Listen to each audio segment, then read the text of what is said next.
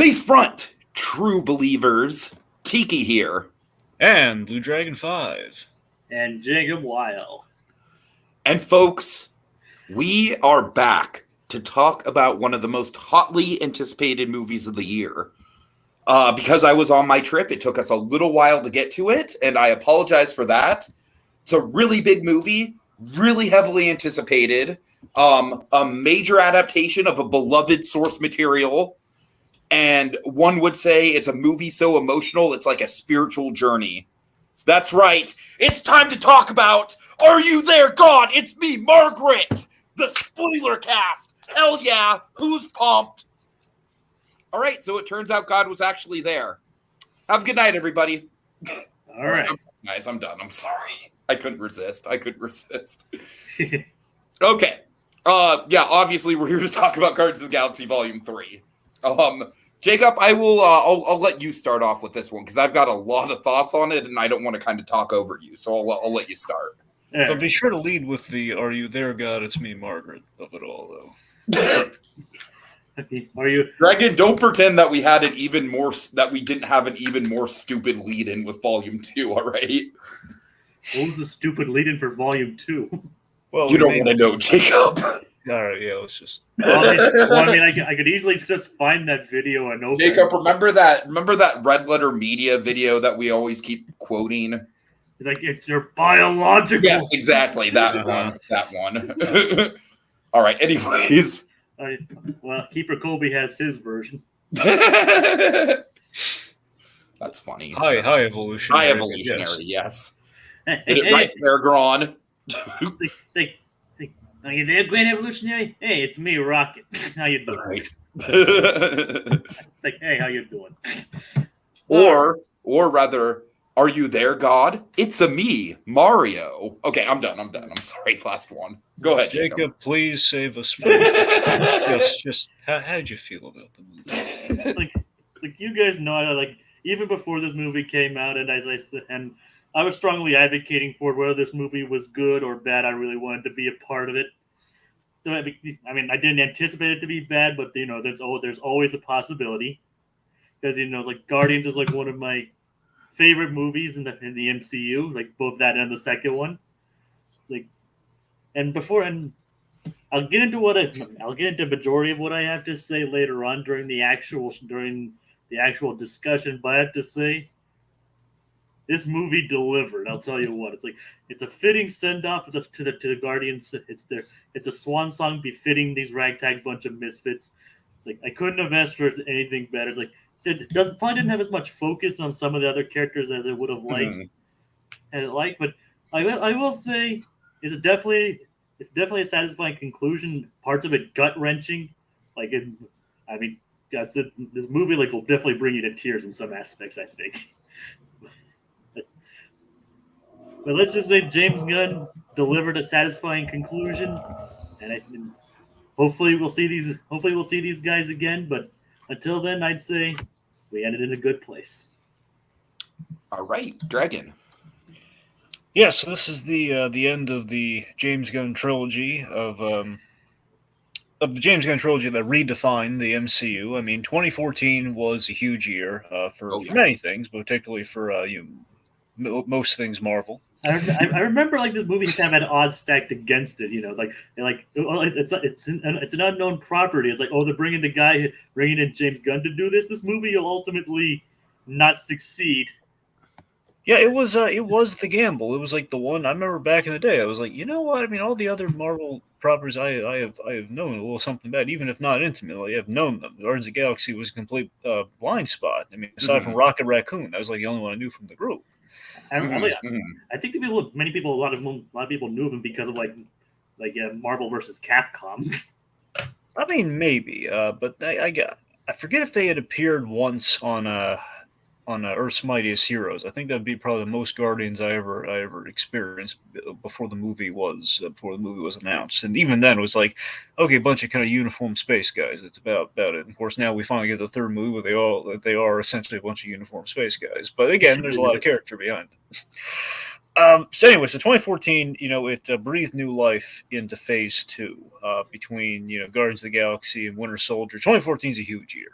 That was when things were like, man, Phase 2 is not off to like the heralded start that Phase 1 was. Again, now of course you look at things now compared to where they were then. It's like then we were even then we were pretty well off. Anyway, so I mean, when Guardians is a franchise, very mainly when it started, it was kind of like there's a lot of Star Wars comparisons. I feel for this movie, I think it kind of fits into the Star Wars thing to a degree, in which it's kind of the reception of the 3 Star Wars films. Famously, it's like, of course, there's always a debate between A New Hope and Empire Strikes Back. In most cases, Empire Strikes Back is obviously the stand up. Many people make the argument that Guardians 2 is better than Guardians 1. So again, similar in kind of the way that kind of travels. And of course, Return of the Jedi, beloved, but nowhere near as much beloved as the previous 2. And I feel that's kind of where Guardians 3 is, in which I really like this. Don't get me wrong. It's a good movie. Love this movie. So far, strongest of the new phase for sure. But mind you, it's still in the infancy of this phase, but so far, we're off to a great start. I mean, technically, the only other movie in this phase is Quantumania. That's what I mean. So far, yeah, I think it's a little better than that. That's right. I'm just saying we're only 2 movies in, so I can't really say it's the best of the new phase. It's only 2 movies. So Would you say it's the best of Phase 5 plus Phase 4? I mean, the only one that I could think would possibly contend with it is Shang-Chi. Also, or No Way Home, maybe. That's what No Way Home's the competition. But yeah. Shang-Chi and No Way Home for sure. That's what I mean. So in my opinion, those are so far the top 3 of the multiverse saga. For sure. Anyway, so that's the thing. I kind of equate this movie to Return of the Jedi. Okay. We were always. It seems like when you look back on now, I did a big deep dive back in the Guardians before the movie came out. Watched all the Guardians and everything. So it was like everything they appeared and stuff.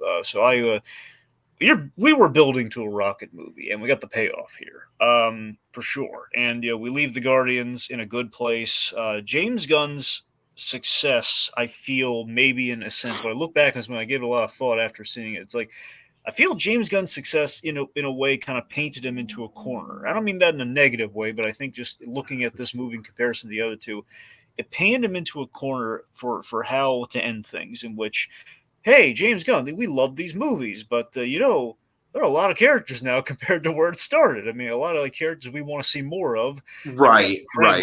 Into a lot of movie, and there's a lot, and plus with the success of Guardians and the unexpected success of Guardians, there's a lot of expectation as well. And and because of that, I feel some characters got shortchanged, not badly represented, not like we didn't do them dirty, but we didn't do a lot of them because that. Honestly, because of that, I feel the writing in this movie compared to the other 2 suffered a bit. Okay. But again, does not take away from the whole. The emotions and the execution of the story, I feel, outweigh the writing on this. But again, ultimately, it's also, for me personally, how I feel about the trilogy as we're looking at it.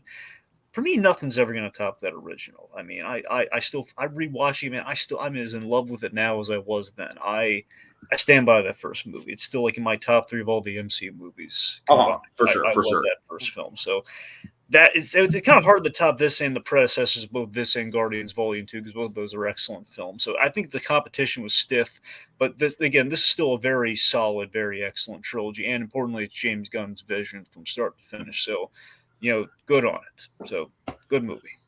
All right. Mark it down, folks. We have a rare occasion on our hands. This is one of those rare times where I am the most positive person in the room because I absolutely adore this movie.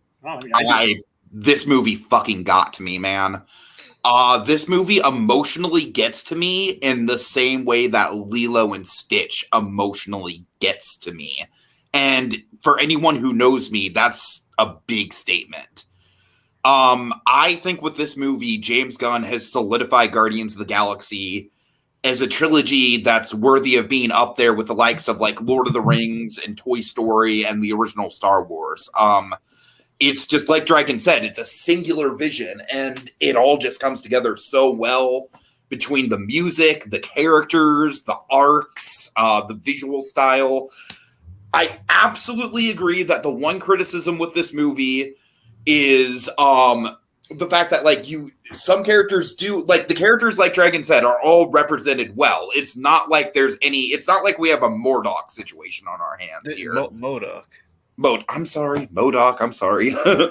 It's it's like there's no character assassination going on. All the characters that are here are very in character. They all get moments. They all have chances to shine. But that being said, obviously this is pretty much entirely Rocket's movie. But man, I don't know. There's something about just ending the trilogy out with a much more personal and intimate movie, like all the way starting from the that opening song. I don't know, man. This movie, honestly, I have a hard time choosing between the three. I think all three of them have. I think this one, honestly, might have the best villain of the three of them. We'll obviously get into that. That's definitely a debate to be had. Yeah. The Dragon, I definitely like. I would like to be with you on the first movie. The one thing that holds the first movie back for me is I feel like Roman is kind of Ronin. I'm sorry, Ronin is a wrong show. I know. Right. Ronin is kind of a step down from the other two villains that we had in the Guardians films. He's still good. Don't get me wrong. He's still good. He's still like in the upper half of MCU villains. But I just think Ego and the High Evolutionary are both just top tier MCU villains.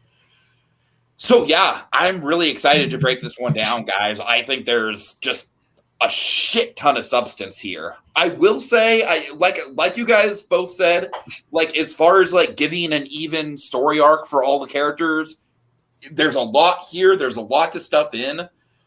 I don't know though. Just all the stuff with Rocket, it's so thematically rich. Well, Tiki, just to give credence to one of the major things you said just now, which I full-heartedly agree with, is it is an insanely smart move too, and we keep wanting this to happen with so many franchises and so many things, and the fact that we get the third movie in a trilogy and we go for the intimate character study versus getting overblown and think the stakes could never be higher. I mean, and that's the thing, Dragon. Like I went out of my way to avoid any kind of reviews for this. I wanted to go in as fresh as I could. And obviously, when we were all going into this, like, I don't know about you guys, I was worried because, obviously phase 4, not the best phase.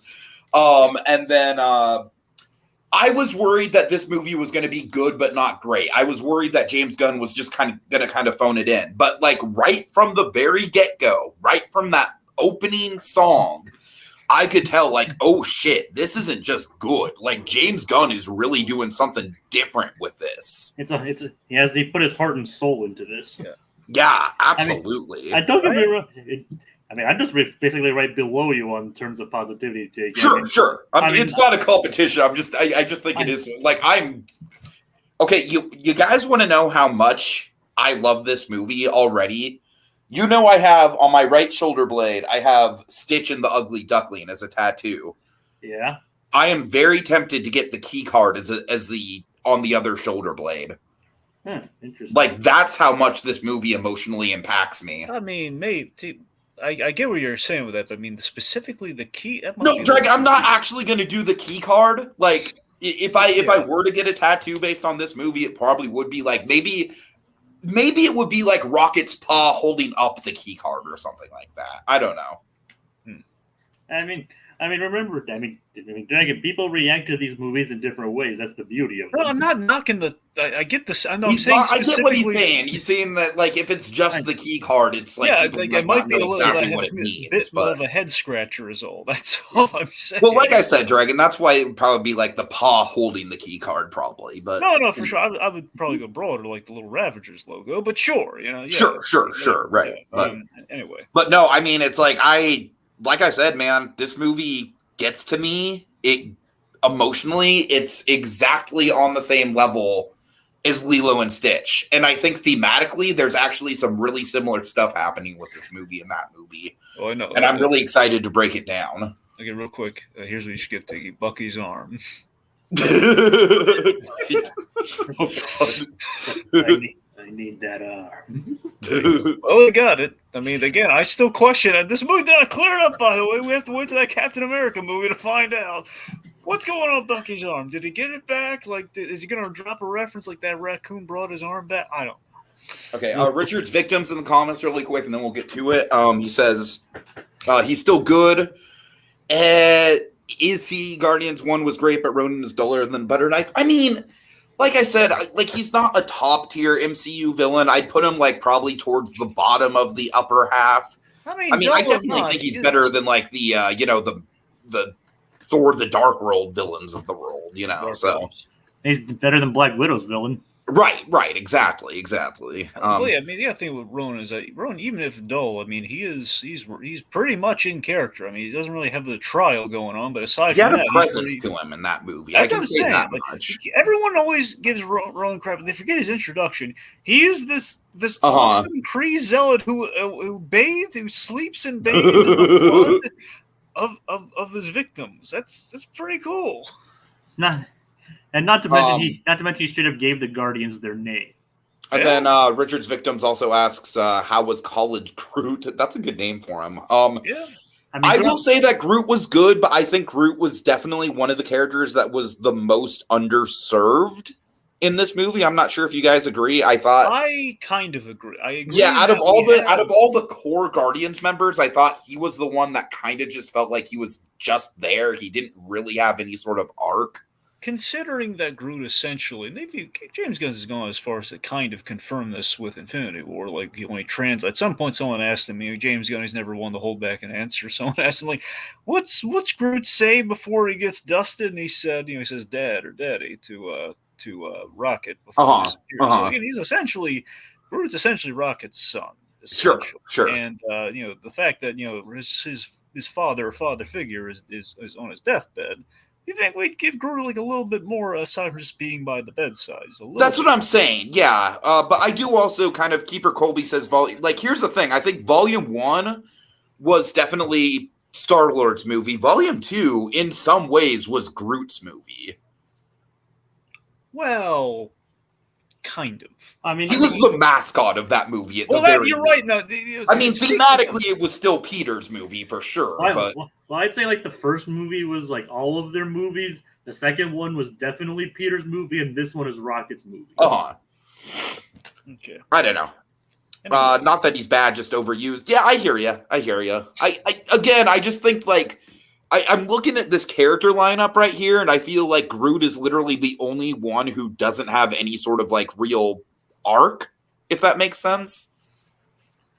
Yeah, even Kraglin and even Cosmo, yeah, even Kraglin and Cosmo have the good dog arc.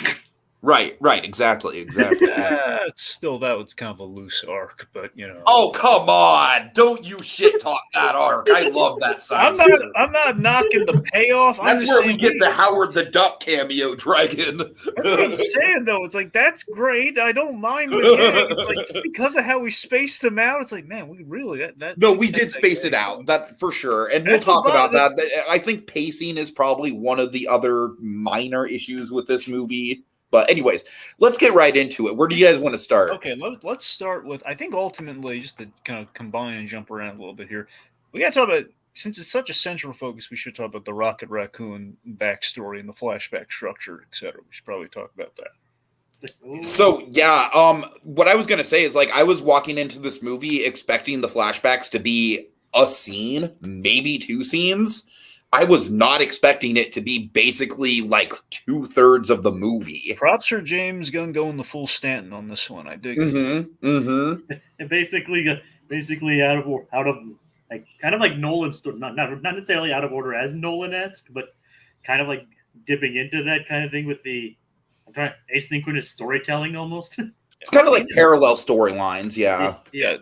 I mean, it is linear, so it is going all in the same direction. Like we're building. So that's what I'm saying. I use the Andrew Stanton comparison. Is you look at Finding Dory, you look at the original flashback plan with Finding Nemo. It's like the idea we would have given you breadcrumbs that lead to the big payoff that synchronizes with the big point of the story. So, I just think like right from the very get-go, like literally the opening shot I'm just like, oh no, my heart is literally breaking. So Rocket, here's the thing: what occurs to me with Rocket Raccoon is with what we're saying with the trilogy and what we're saying with our focus of him and that opening, which is amazing.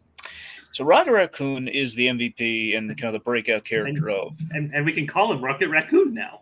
Yes, we can. He confirmed it. It was a big moment too when he kind of saw it's a gag, but it's a meaningful gag where he sees like I was a raccoon the whole time. You know what's funny? I felt the first time I watched the movie, I laughed when I saw the raccoon name, but I think it's supposed to be a more serious moment. So now I feel like a jerk for laughing.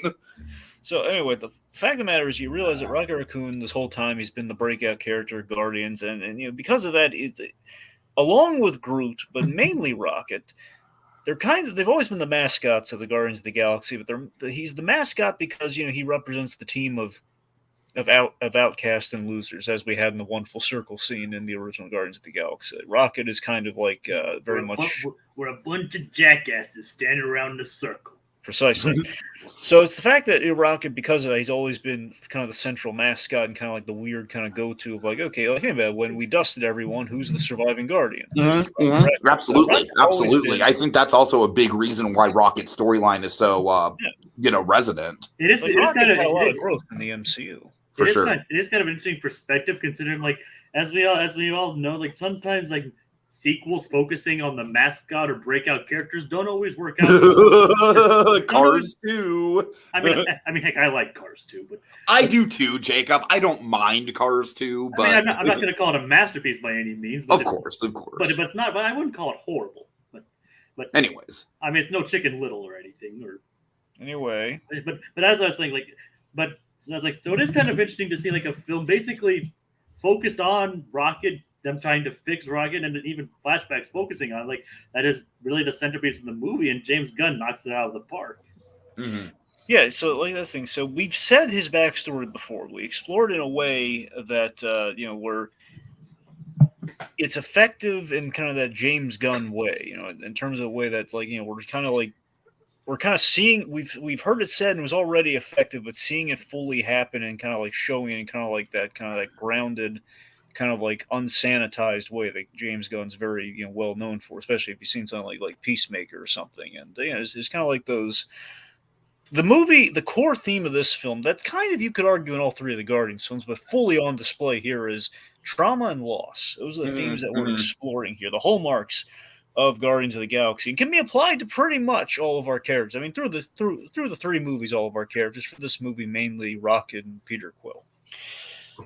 But yeah, it's very well on display here. We explore. I I guess, like we'll get to the big coup d'état of the big scene. The big scene of Rocket a little later. But let's shift gears a little bit to Peter Quill's loss. In the new status quo that we're dealing with here. And we see him, and he's basically his first scene is basically with Rocket, and he's basically blackout drunk. That's my Zune. It's like that's like raccoon. That's my Zune, you raccoon. So It's interesting. I had two different reactions to this scene the two times I saw it. The first time, when they're like carrying him out, all I could think of was like, man, that was such a cheap shot to include it in the trailers when it's right at the start of the movie. But then the second time I saw it, I realized, like, it's an incredibly dark moment to start Peter off on, because essentially, if you really look at that moment, he's almost dead from alcohol poisoning. And it implies that it's something that's been happening a lot, that he's pretty much been drinking himself to death. And well, let's review for a moment. Peter Quill lost his mother, then his living planet father, who killed his mother. Then his adoptive father figure, his non-biological non-biological father. Oh my God. And then then he lost. The most interesting thing we do in this movie is that he's from the Infinity Saga. We're experiencing loss in a new and very unique way, in which he's facing a loss that's almost worse in some respects. And that I would say it is worse. I would say so. I would argue basically that, he got eternal sunshine. The person is alive, but the connection is dead. It's like what if Wall-E didn't have a happy ending? That's essentially what he's dealing with right now. Not to mention also partially feeling responsible for half the life of the universe. Well, that too, but they're all back. They're fine. I know they're back, but that doesn't sting the initial shock of partially being responsible. For sure. So, okay, I want to shout out a couple comments here. Really quick. Richard's victim says, by the way, I'm the only one that loves a villain because they're not trying to give him some understandable motive or sad story. He's just an evil guy you want to see fail. Yeah. I love the villain. We will absolutely get to him, Richard's victims, but rest assured, I think he's top tier MCU villain. I really do. I'm not sure how these two guys feel about him, but I loved him. Well, I mean, I feel the same way. Cool. Keeper Colby also says the whole intro was just so dark, and the acoustic version of Creep made it a masterpiece in darkness and sadness. Dude, I mean that's what I'm saying. Like, even the little glimpse, the tiny little taste of Rocket's backstory that we get right at the start of the movie, it's like, oh my god, it just gets you so into his mindset before we know anything else about that backstory and all the fucked up shit that's going to go down. It's tone setting. And you can imagine, you guys, that opening scene plays so freaking well on a rewatch. Once you know everything that he's thinking about, it's, oh my god, it's chilling. Yeah, it's fun. It's going to be a really weird thing for me to bring up. Tiki, I was watching the first Guardians. I was thinking of you, buddy. Okay. I was watching that drunk Rocket scene. Oh, no. Where he was like, it has to be, man. It was torn apart, put together again. That whole thing. That was you, buddy. What? That was you. Dude, that's exactly why I relate to Rocket so much. That's what I'm saying. I know. I much of myself in Rocket. Absolutely. I've heard you talk about it, but rewatching, getting in the headspace for movies, like, you know what? I get it. No, I mean, that Dragon, what you just said right there, that's exactly why this movie resonates with me on the same level that Lilo and Stitch does. Yeah. That's all I'll say about that right now. Anyway. Just great status quo. Kind of, with the nowhere stuff. It really is just like, I think it's fascinating. I think it's fascinating that all three of the opening sequences of these movies are very, very similar to each other and yet very diametrically different at the same time. This is obviously the most different, but I still think it fits into the formula. Yeah, the first two are definitely more upbeat than this. Of course, yeah. Because obviously the first one is just like, come and get your love. And then the second one is Mr. Blue Sky, which actually kind of ties into why this movie kind of explains why Rocket's such a big fan of that song. And this one it's obviously like, oh man, it basically said to oh man, this is going to be a different movie, isn't it? Yeah, exactly. It's like there's barely any levity to be seen at all in the entire opening. Kind of jarring if you just watch them back to back. The only minor joke in the whole opening is Drax. Drax's whole only idiots dance. Which does have a good payoff though. All right, so should we talk about our villain or should we talk about Adam Warlock? Adam Warlock. Look who it is. It's Adam Warlock. Okay, so Adam Warlock is kind of the first problem spot we may have with the movie. We should talk about Adam Warlock. So I think with Adam Warlock, obviously, I feel like he's the biggest afterthought in the script. You could cut him out of the movie entirely for sure. I still think Will Poulter. Oh, now you got me doing Poulter. Sorry, Will Poulter does a good job though. He kind of his whole innocence and childish nature. I think Poulter does pull that off pretty well. Well, let me be clear. I love the performance and the choices made in the presentation of Adam Warlock and what Poulter's doing. I love what he's doing. I love the idea that he's, basically he's kind of he's like Space Vision. He's like Vision who was born yesterday or born today. But, so he's very naive and kind of knew the world and everything, only didn't kind of grow up like Vision did. So that's interesting to me, and I like that. The whole man-child characterization, I like there's some slight parallels to Star-Lord there, which is kind of interesting. But at least with Vision, he at least had it was an AI before, so he had some experience of the real world. No, for sure. Anyway. The issues I have are this. and I don't think these issues are necessarily the fault of the movie, but a lot of this is just Adam Warlock has been like he's been kind of caught in this crack in the system in the MCU because a lot of people, ever since Adam Warlock was kind of hinted at in the first Guardians of the Galaxy, which already is a weird situation because we have like 2 cocoons. Yeah, right. The running gag is like one of these days we're going to get to Adam Warlock because we keep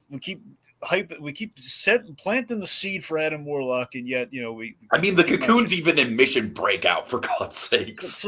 So we continually built Adam Warlock, and the fact is a lot of people anticipated him because he factors into the Infinity Gauntlet story, and obviously we went a different way with that, and we did not have room for him in that story either. So a lot of people at this point are questioning, why do we even have Adam Warlock if we're not using him in all the big stuff? So you're thinking Guardians 3, we're going to finally use Adam Warlock, and we did.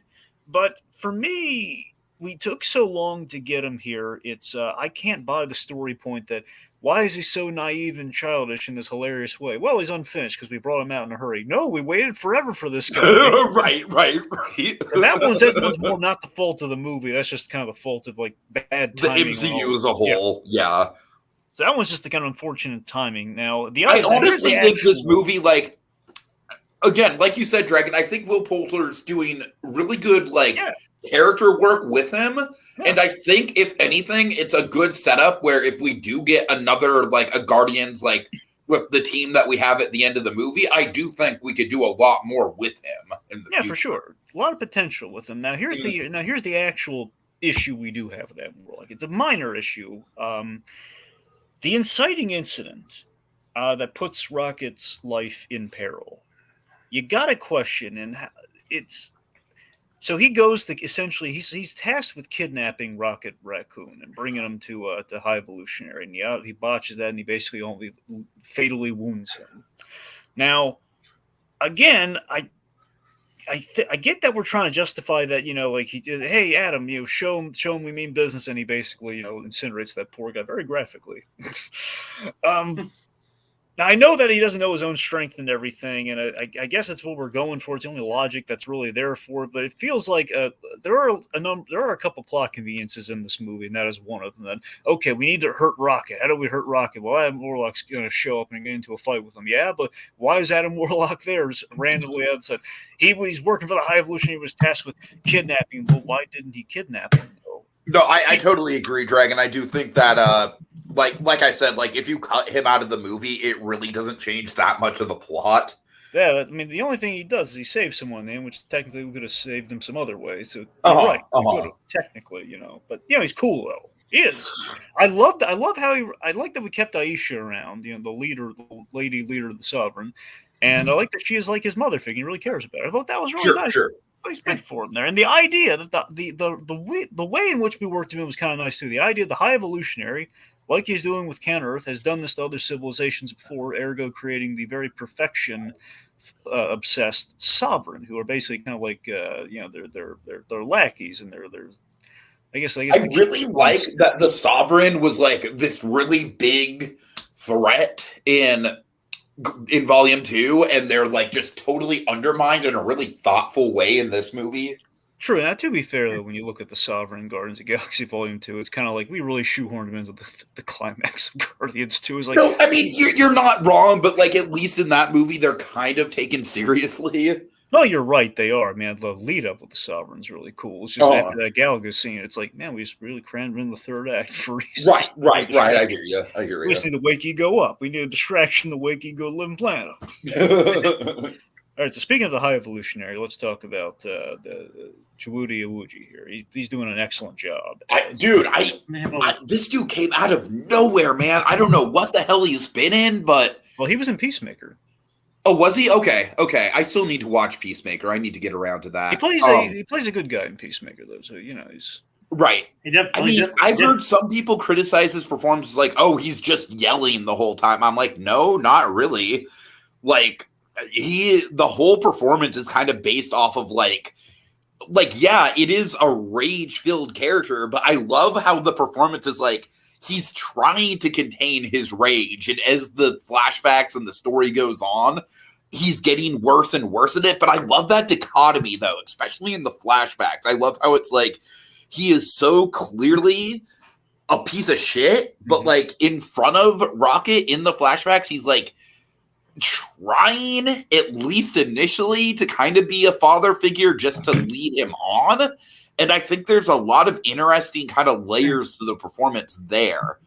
Colby says, I've never hated a villain so passionately, so quickly. Absolutely agree. You can tell, like, from the very beginning, he's just a guy with a universe-sized god complex. So what's funny about that is, in a sense, he feels like kind of the leveled up version of Ego to a degree. You know, he's kind of like a graduated Ego, the Living Planet. Which is it's interesting because he's like Ego, except like I feel like Ego is way more powerful than him from like, obviously like the physical power set, but like he is way more sadistic.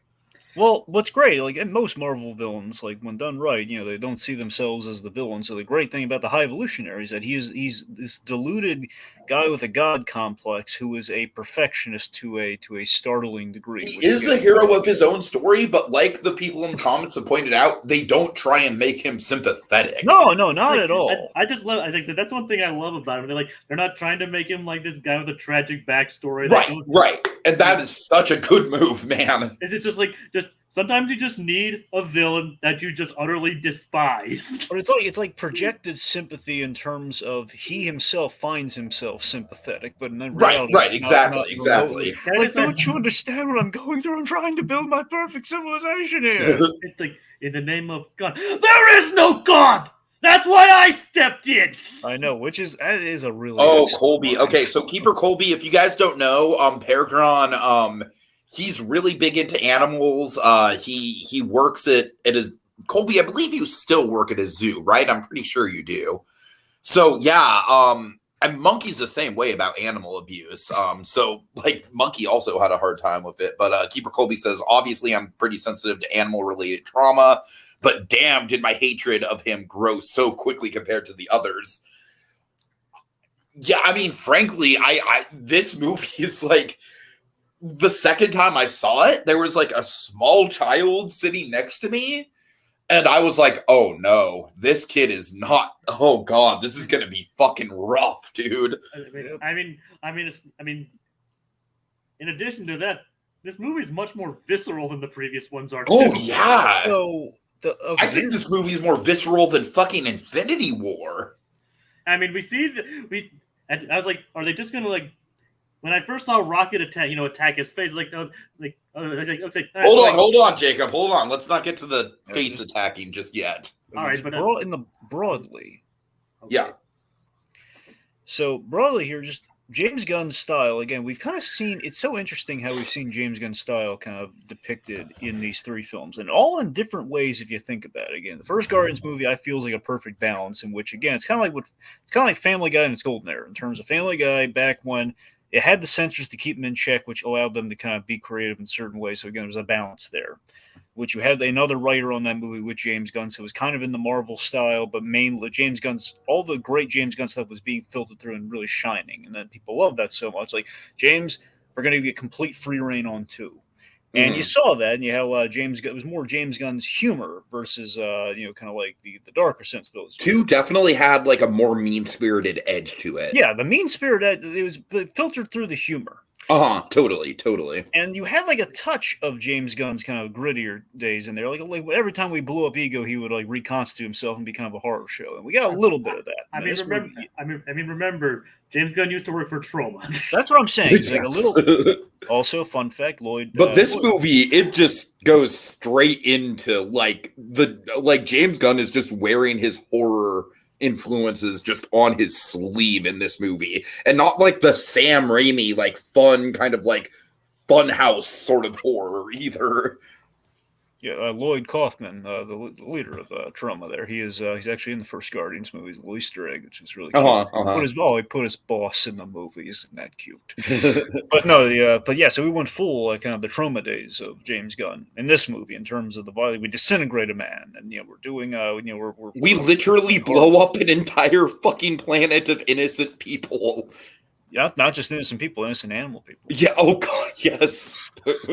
So speaking of which, I just want to piggyback off of that just to put things into context here. So he's creating Counter Earth in here, which, by the way, I'm not saying it was like created for this show, but the only time I've ever seen Counter Earth adapted was the Spider-Man Unlimited show, which is like Spider-Man's knockoff version of Batman Beyond, which I did not like. Oh, interesting. Personally, but the point is, Counter Earth is the High Evolutionary is a character in that show. He's essentially the big bad of that show.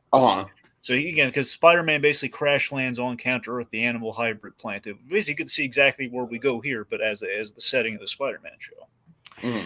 Anyway, but yeah, so the idea, I love the idea, and the marketing I think paid off tremendously because I had no idea what. I just assumed the animal people was going to be just going to land on an errand planet. I assumed that would be more closer to the opening. I assumed it would be like a cold open mission or something. Exactly. That's what we all thought. Yeah. Now, when I put the pieces together in the theater, I was like, "Oh my god, this is brilliant! What he's doing here." The idea that Rocket and his pals are messy prototypes for this hybrid anthropomorphic animal. As soon as you saw like that goat guy come out of that tube, I was like, "Oh shit! I know exactly where this is going." I just thought it was brilliant. That was just like, and I like that the best part of the High Evolutionary is this. Aside from that excellent line Jacob cited earlier about there is no God. That's why I stepped in. Aside from that line, this is the best part about the High Evolutionary. It feeds into that line. I love the fact, and I love this sort of thing with villains, and they hit it so perfectly, is that I love how Rocket Raccoon's brilliance drives him mad. I created you! Why are you so smart? Yes, the fact that God is jealous of his own creation. Like, it's something that he totally should be proud of, but he's not. One could say he's not. How did you know? He's like, how did you know?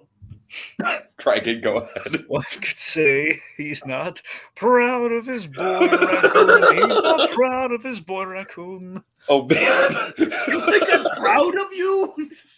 Oh god.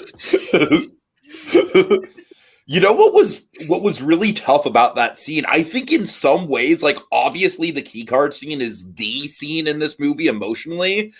But I really do think the previous scene almost impacts me just as much because, like Dragon was, it's all about this whole. I think to me the most emotional gut punch of the whole damn movie was the thing where it's like you figured out this really incredibly complex formula, but you couldn't figure out that you were never destined for the new world. Oh, I love that so much. Yes, Dragon, that guts me.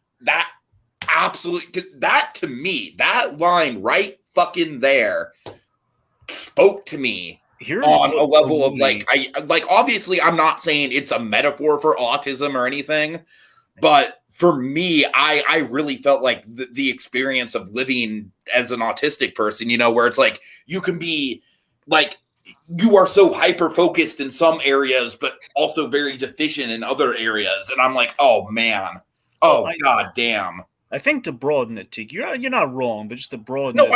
No, like I said, I'm not trying to say that it's a 1-for-1. I'm trying to, kind of like Lilo and Stitch. I acknowledge that Lilo and Stitch isn't specifically a metaphor for autism, but that's how I read the movie. You know, the fact that like Rocket being an outcast and the Guardians being an outcast. The point is, anyone in the audience who feels like outcast or like basically it's the ultimate like it's like on your face like you look different. I would never allow you, despite you being the foundational building blocks and the guy who made my civilization possible, I would never let you step foot in there. Yeah. And I love the way Awudi delivers that because when he actually questions him, it sounds like he's not trying to be evil or mocking him. He doesn't even get that he's being a piece of shit. That's the chilling part of it. That's the best thing about how he plays his character. This character is not he obviously is horribly, evil and malicious, but he doesn't he thinks he's a nice guy.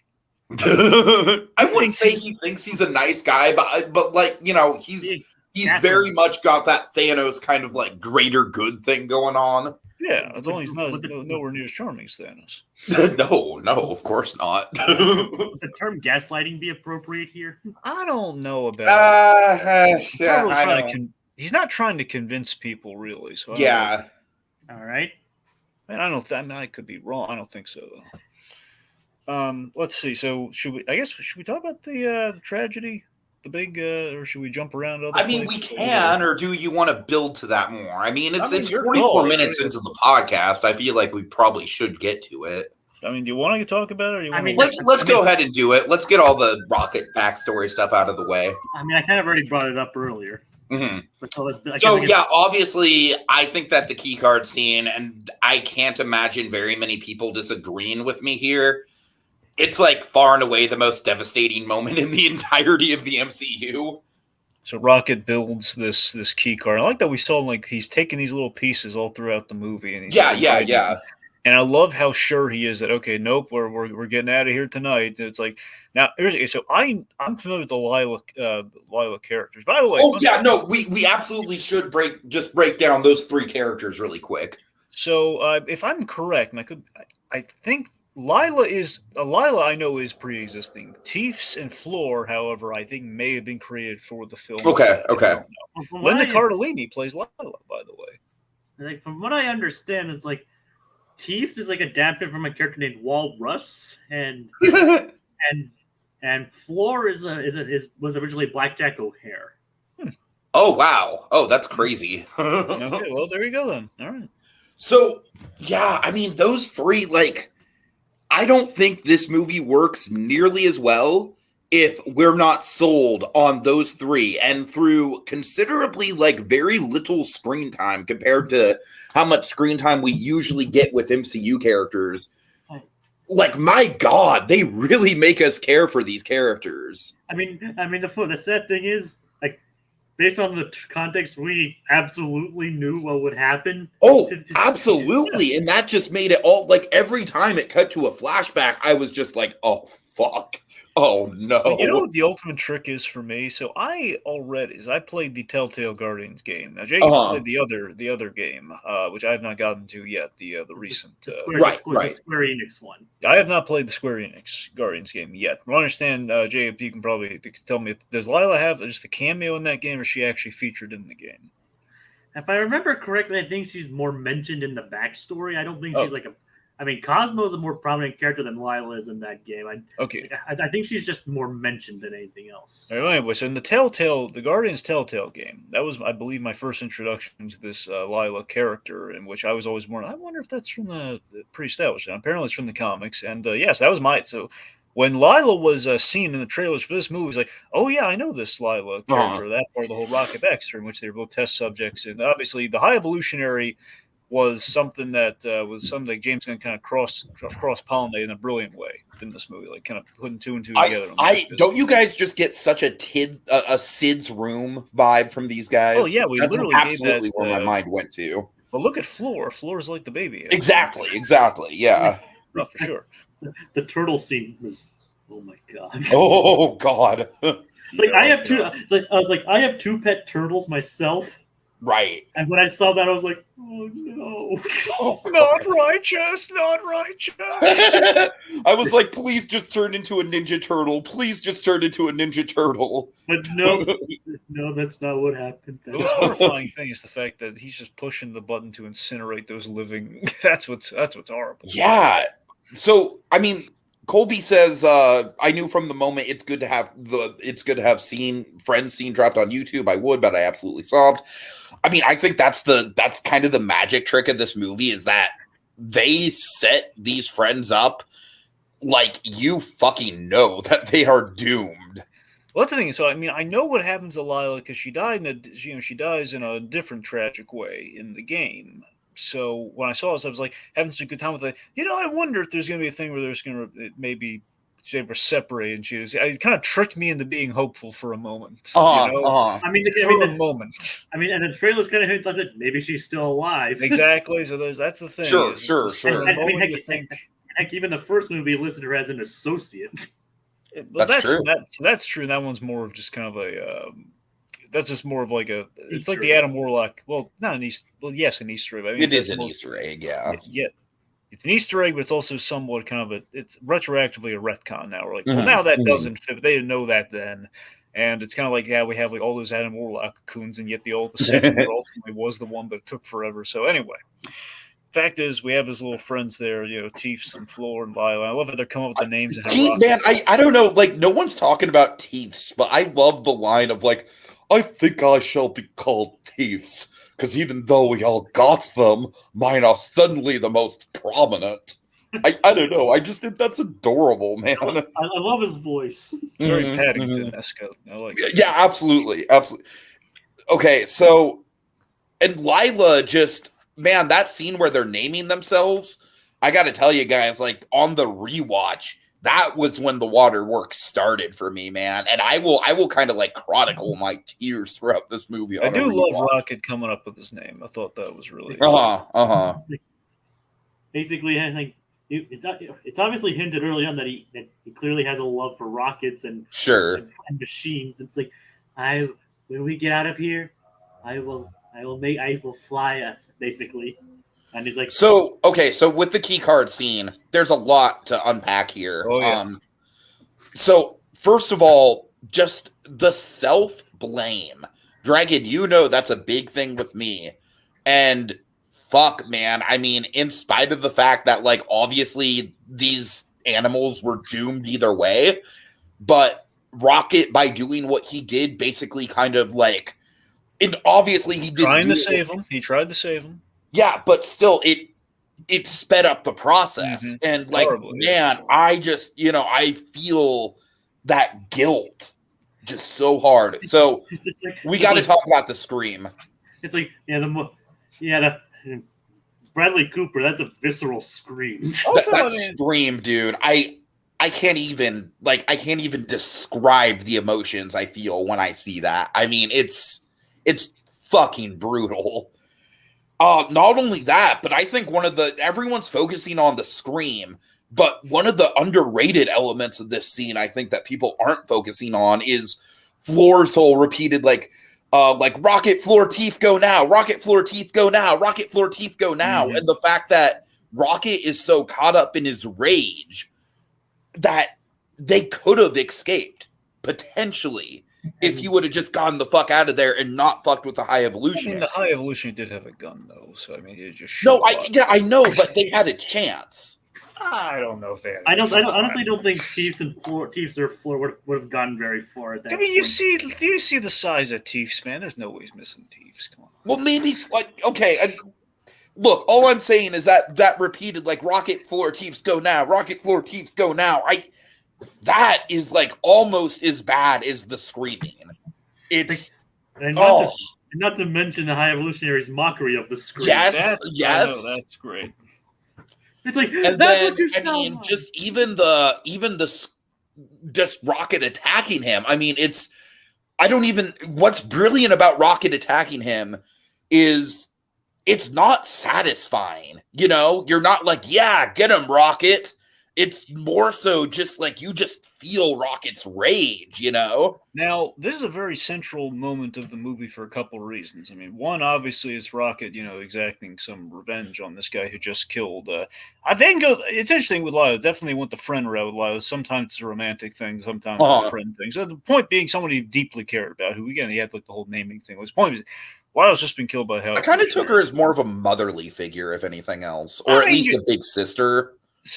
That's at the very least, it's a really good friend, but yeah, probably sister. Sister's probably more accurate, regardless. That's the way that we've elected to do in the MCU, which is fine because she's not going to be around that long. So either way, the fact of the matter is, the High Evolutionary and the way he kind of lays things out is that he does not believe in violence, despite the incredibly hostile and terrible things that he does.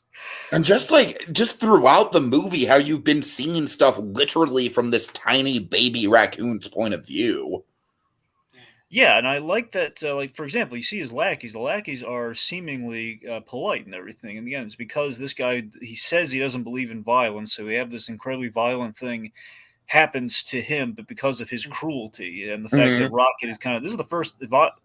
Rocket's acting against his master, acting against his, in quotes, father figure here, and he's like fully snapping on him. So again, it's a really big thing where he does this violent act to him and claws the heck out of his face. And basically claws his face entirely off based on the ending. I mean, pretty much. I mean, as I was trying to say earlier, when like I said, I thought that like the whole showing him scratching but not showing the face, like, okay, that just explains why his face looks pinned on. Not fully expecting to actually see the result, but then it's like right, exactly. But then nope. At the end, as you guys just said, we actually see the result of Rocket's face. It's like, yeah, I can see why he has a mask on his face. I wouldn't want to go around looking like that either. Two things. One, I love that Peter Quill called out the RoboCop thing with the face and the makeup effect. Because they did full on go the Peter Weller makeup on the High. That was like an all-time great Star-Lord insult right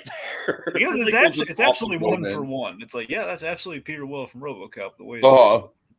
Secondly, the with the face, it's like it's James Gunn going full trauma. You know, he's going full trauma days. Absolutely, we saw him without the face on because you thought like, it very much reminded me of like Dark Knight Harvey Dent. I mean, I was thinking, well, no, that's a good that's a good movie compared. I was thinking with the exposed teeth and everything. No, you're right for sure. I mean, a part of me was thinking of like something we kind of glimpsed in Death of the Family from the Scott Snyder, Joker. That too, absolutely. That was the main thing my mind was. Yeah. Remove the face. It's like, oh god, we removed the face. The image of High Evolutionary's face clawed off is already on Google Images. Oh god. I googled High Evolutionary face ripped off, and it's there. Like, oh man, I'm literally looking at it right now. Anyway. It's like, I'm Colby surprised says the fact that this is PG-13 is wild to me. I kind of agree. Bear Cron. This is easily the MCU movie that pushes the PG-13 rating the most. I think easily. Even though technically it does fall within the parameters of a PG-13 movie. I think it's twofold. You know how I think they got away with it in this? I can't say this with autonomy. I think the only two reasons they really get away with it is that one, it was in a sci-fi sort of setting in which it's like they're alien species, they're not full-on humans that this is happening to.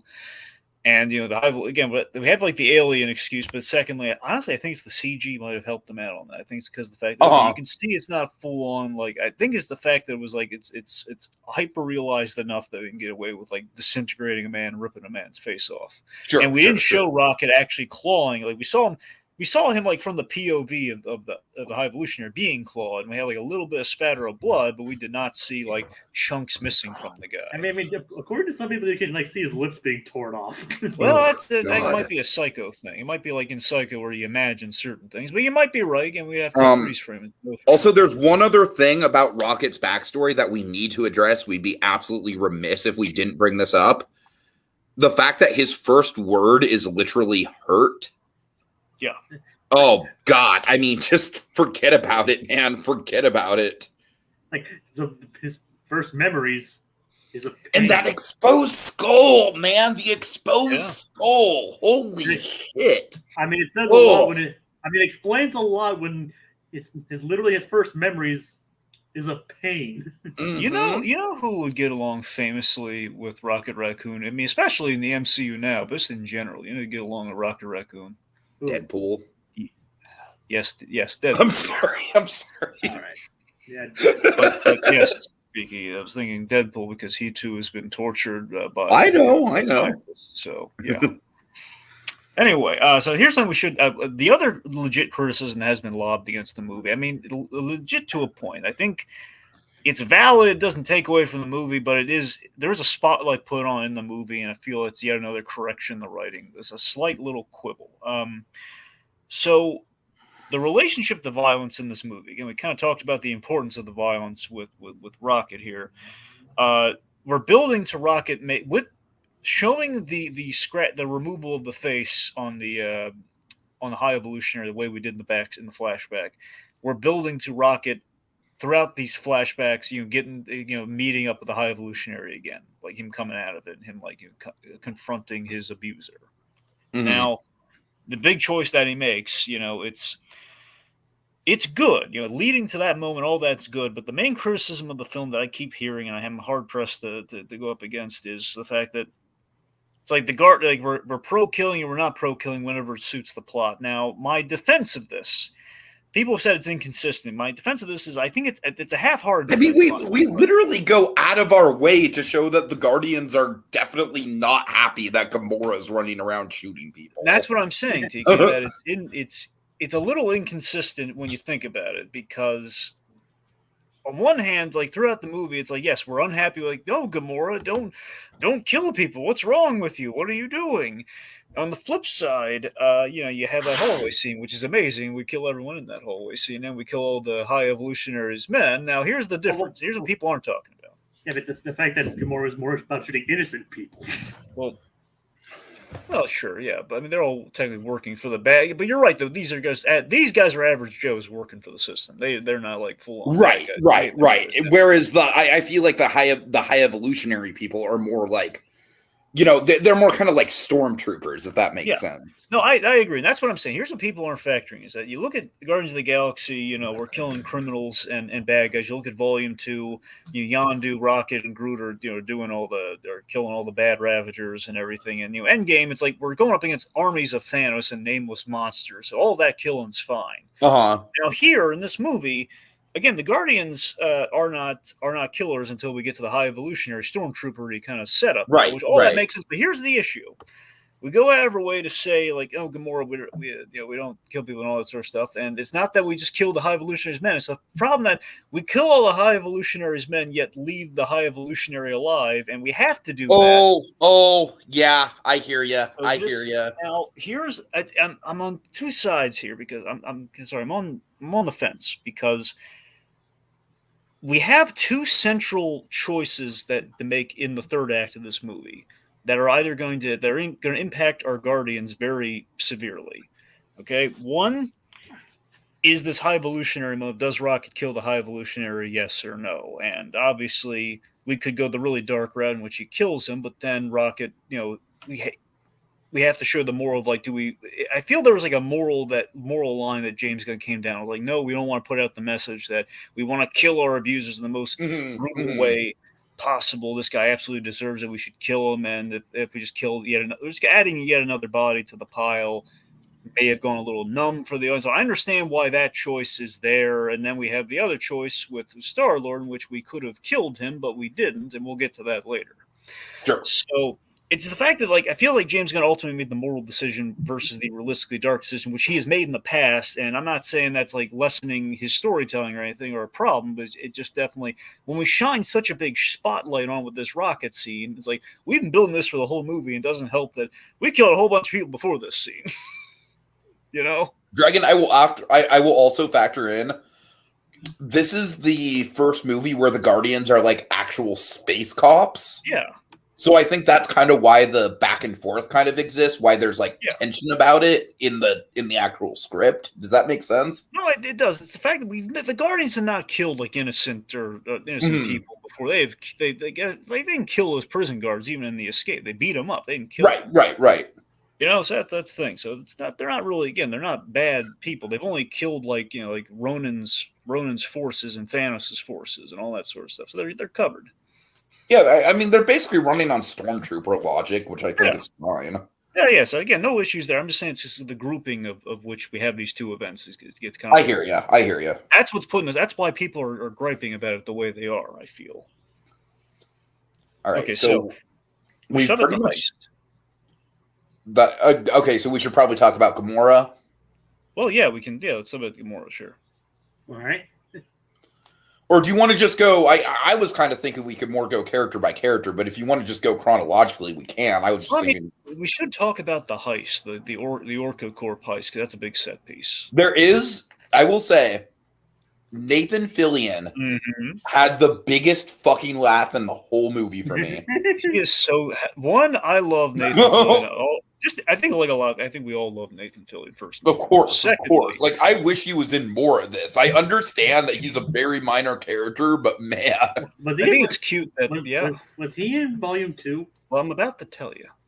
So it's so cute that James Gunn, because he, I forget if Slither was James Gunn's first like theatrical thing. Was his first. Yes. Yeah, so he's because of that, he's always had a soft spot for putting Nathan Fillion in all his movies. So Nathan Fillion has a cameo in all the movies. Now his cameo got cut out of Guardians too, but it was shot. He was a poster cameo. So this is funny. He was originally cast as Wonder Man, but now they're giving Wonder Man a show and they've recast him. because again, they cut him out of the movie, so there was no precedent of like, no, Nathan Fillion's Wonder Man, which it's kind of a shame, but we got him in this movie, so it balanced out. He was the blue alien guy in the first movie that was threatening Star-Lord. We go through you. The one who broke his nose. Yeah, the one who got his nose broke by Groot and Rocket. That was Nathan Fillion. So we finally got to see the man in this movie as like the major, as the Master Karja, the leader of the guards here. And yeah, he was hilarious. And Tiki, what's the guy that made you crack up? It's the whole thing about how it's like, oh, yeah. I got one of those guys too. I got one of those, and specifically the moment that really just made me lose it. It wasn't even the line. It was just the way that he kind of takes that pause to just look at the guy with like such disdain. That pause, man. That pause was the biggest laugh in the whole movie for me. Fillion is just so good. It's amazing comic timing. It is proof that this series, and we've talked about a lot of dark stuff up to this point, but it is still proof that this movie still has a lot of the humor that made this series famous. This movie has approximately one joke that I wasn't crazy about, which was the Drax poop thing. Well, they did that in the other movie too. Yeah, I know. I just don't like it. In the other movie, okay? Comparatively, it was more drawn out. I like the whole idea of Mantis giving him an actual metaphor and then him trying to, come up with other metaphors. I like that. I just don't like the bathroom humor. Again, like I said, to split the difference, it's like it makes sense. And it was more drawn out and unnecessary in this movie. I agree. Yeah. I mean, bathroom humor can be done well. I mean, we've seen it done well. I mean, especially like, I have famously huge turds. No, that's not a good. No, yeah, Jacob, that's what I'm saying. Like what you just said. It's like that is like I feel like the one we get here is a lot more drawn out, which is why it kind of bothers me more. Yeah, that's my main issue, not the actual content. Mm-hmm. Really quick, guys, before we get into the main beat of stuff, Peregrine also brings up one other thing we should talk about with Rocket, which is the heaven scene. Mm-hmm. Oh, the heaven scene. Oh, God, yeah. And I mean, like, were any of you thinking he was going to die there? Oh, yeah. No, not for a moment. No. Really? I was like, yeah, it could go either way at this point. Yeah, that's kind of where I was leaning. Yeah. Because it's like the whole movie up to that point was about saving Rocket. How emotionally devastating would it be if they did not succeed? Honestly, until we saw the heaven, I thought he might have been a goner. Then we saw the heaven. Okay, we're not going there. We're not gonna. There's no. Once we got there, I was like, yeah, maybe he's not gonna die. But I mean, the movie tread the line. I'll tell you that. So the writing, like the way that they incorporate the theme of the beautiful sky. Mm-hmm. I mean, it's like. Holy shit, like, literally, as soon as I saw that line in the trailers, I knew it would fucking make me cry. I goddamn, I knew it. I knew it. And it does, man. Every time they bring it up in the movie, I just start crying. So, into the forever beautiful sky. I do love I love broadly the purpose with our flashbacks, and that essentially it's his life flashing before his eyes before the end, until essentially his life flashing before his eyes before he meets his maker, which ultimately he does. He meets his maker in the third act. I think that's really clever. That's really nice. Absolutely, yeah. Now, here's the thing, though. So also, I'm sorry, really quick. One more thing with Rocket. Mantis's not Mantis. Mantis too, but specifically Nebula's reaction to him being alive. Yeah, I'm just saying, it got to me, especially when you consider him and Nebula were like the two people who were, the two Guardians who were around during the 5-year gap. Yeah. I have stuff to say about Nebula. That's kind of why I want to go character by character. But and continuing the whole screams thing, like Peter screams when Rocket was dying. Well, that's the other thing too with this movie. Again, everything that we stripped away from Star-Lord through this series, the fact that the thing that's really getting in Peter's head is that he was drunk while his friend was basically he blames himself for Rocket being critically injured, and the fact that losing Rocket is going to be like the nail in his coffin. He can't let this happen. So I gotta tell you, I've always loved Peter Quill in these movies. I am not letting him go. I just love that in an instant, like not for a second. This movie, since the movie starts, is like, nope, we're saving Rocket. We're doing the impossible. We're gonna save Rocket. And Dragon, you realize the whole like I am not letting him go thing is a really good kind of like kind of bookend to the take my hand. Yeah, for sure. Yeah, it's take the hand, don't let him go. I guess. Yeah, it's good. So Peter Colby's like, I love how Peter called Rocket his best friend. I know. I love Drax's. I love Drax's best friend. I can tell you, man. I love Peter Quill, in which we saw this in one of my favorite scenes in Guardians Volume 2 was when right before Peter fought his father, he had that brief moment with all the flashes of him hanging out with the Guardians, having these really sweet moments with them and Yondu. So and then him flying with a jetpack with Rocket. That's the thing. He's flying with a jetpack with Rocket. Yeah. And he and Drax are sharing a hearty laugh together. So I love that fact that every time Drax is really emotional over Peter Quill, always gets me like, Quill. He just gets dusted. No, he's just like, yo, Rocket, where's Quill? Rocket. I will say with Drax, because obviously with Drax, I feel like Batista was very open about like, I don't want to play this character anymore. Probably a little too open about that. Well, the main thing he said was just give him a shirt, which we gave him a shirt finally in this movie. So I think there was a happy medium. But I will say, like, the moment where he gets shot in the back, I was like, oh, holy shit. Did they create that whole, like, the ball scene in the trailer just to throw us off? Is he going to die here? That's kind of what was going through my mind a little bit. So I do like the fact that, like, obviously, Dragon, like you said, we'll talk about the choice that they don't actually kill off any of the core team members. I personally don't mind. Because I think the movie is way dark enough. But, I do like the fact that the movie consistently does keep you on your toes about it at the very least. The characters are in a shit ton of peril pretty much consistently. Well, that's the thing. Because it's the last movie, any of them could, in theory, die. So that is omnipresent. It's the omnipresent clause. Especially when the main plot of this film is that we're worried someone's going to die. With Rocket. Right. So, but no, you're right. I mean, we have characters. I love how that's the plot, by the way. I love that it's something that simple. Okay, now that said, I got two let me voice my quibble on this movie overall. I think the central issue with this movie broadly. So James Gunn's setups in the scenes, obviously thematically he's golden. Thematically he's golden, or set pieces golden. The connectivity, I feel that's his weakness, and I think I agree. Like with Adam Warlock has, like big chunks where he's off screen. Dragon, like you said, the Kraglin stuff, I could have absolutely used one or two more Kraglin and Cosmo scenes for sure. No question. When I look back on James Gunn's work, particularly with all the stuff with the Guardians, but I mean, I'm sure, honestly, if I look at the other James Gunn affiliated stuff, potentially, it feels like connectivity might be a weak point for him. Because the first Guardians movie, he has kind of assistance in which, and I think it might be why I think things flow so naturally and so economically in the first Guardians movie, because he had help on that. Guardians 2, you have again, I think it's connecting better than our plot. It's A plot, B plot, so it's a lot easier. This movie, again, because we have so many characters and we're just, I don't know, it feels like we're having contrivances to get to I hear what you're saying, Dragon. I totally do hear what you're saying. And even on a rewatch, I was having a little bit of a hard time keeping track of like who was where at what point doing what. It is an issue for sure. It's a very busy kind of like, moving the characters around. I do see that. I see that. And it's not even just juggling the characters, but it's also just kind of plot contrivances to allow our story to happen. And I don't mean that in a crippling way, but think about this.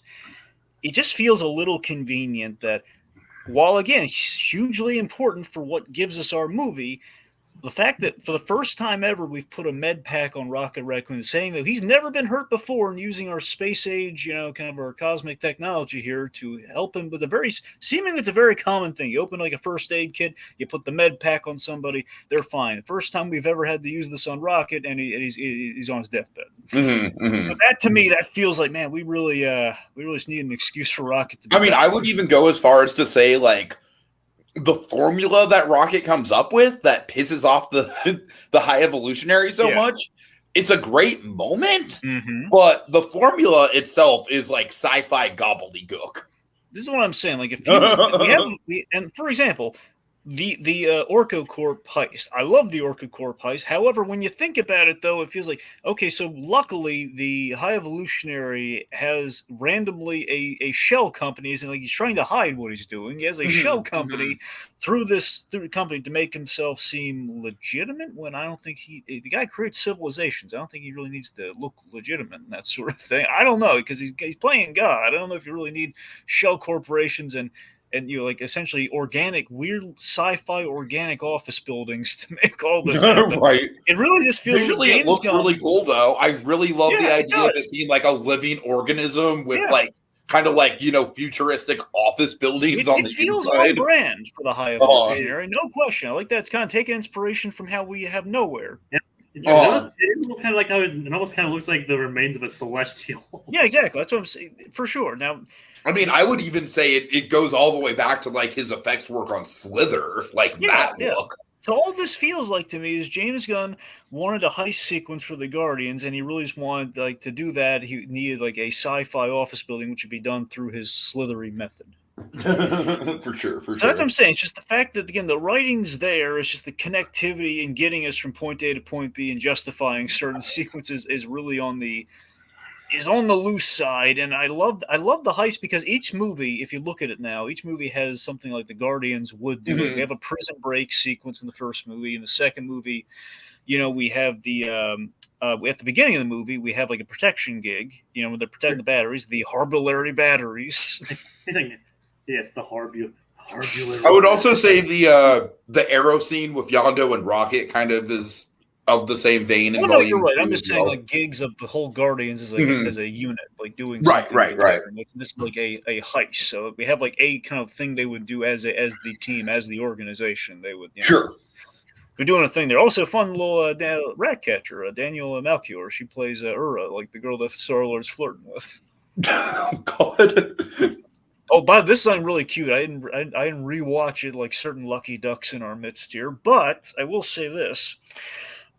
I do love that the solution to taking out Nathan Fillion and his Mary Brew is turn off the gravity, which is a callback to the first Guardians of the Galaxy movie. Not just a callback to the first Guardians of the Galaxy movie with the prison break, but something that Rocket came up with. So Star-Lord getting a little tribute to Rocket there and how he took out everybody. They really get their mileage out of the gravity boots in this movie. They do indeed, and it does save the day. And Rocket came up with them, and and he outsmarted his creator yet again. So that's good. That's good payoff there. All right, so let's see. So Gamora. We probably should break down Gamora at this point. I think. Yeah, do it, man. Yeah. Okay. So with Gamora, I will say, like, there is a part of me that thinks we just didn't need her. Honestly, like, I feel like just Peter grieving would have been enough. And honestly, her presence does kind of like, I feel like her presence is like the one scene in this movie that kind of like, because a lot of the movie is really pretty straightforward, is, as far as like, we got to get this thing to save the friend. But I feel like Gamora's presence is one of those things that kind of like, it convolutes the continuity. Like, I'm not saying it convolutes the continuity for people who've been keeping up with it. If you're keeping up with the MCU, then yeah, you're going to follow it fine. I'm saying for people who maybe watched the first Guardians of the Galaxy. If someone just did decide, if a random average Joe just decided to binge the 3 Guardians of the Galaxy movies now that they are available, they would be a little lost. Like, right, that's all I'm saying. If you watch the 3 seasons of Daredevil, for example, you would you'd be missing, like, how did he end up in that situation at the top of season 3? How did he end up there? Because at the end of season 2, he's doing one. He's like nowhere near a church or anything like that. And he's perfectly buried alive. And he's perfect. And he's perfectly fine. Why is he in this Christ pose? What happened? And then at the beginning of season 3, he's being nursed to health in a church. It's kind of like a Book of Boba Fett thing, except way less like dramatically affecting the quality. But anyway, so I will say though, I do think they do as good of a job as they can with Gamora. And I really, really, really obviously respect the fact that they don't get her and Peter back together.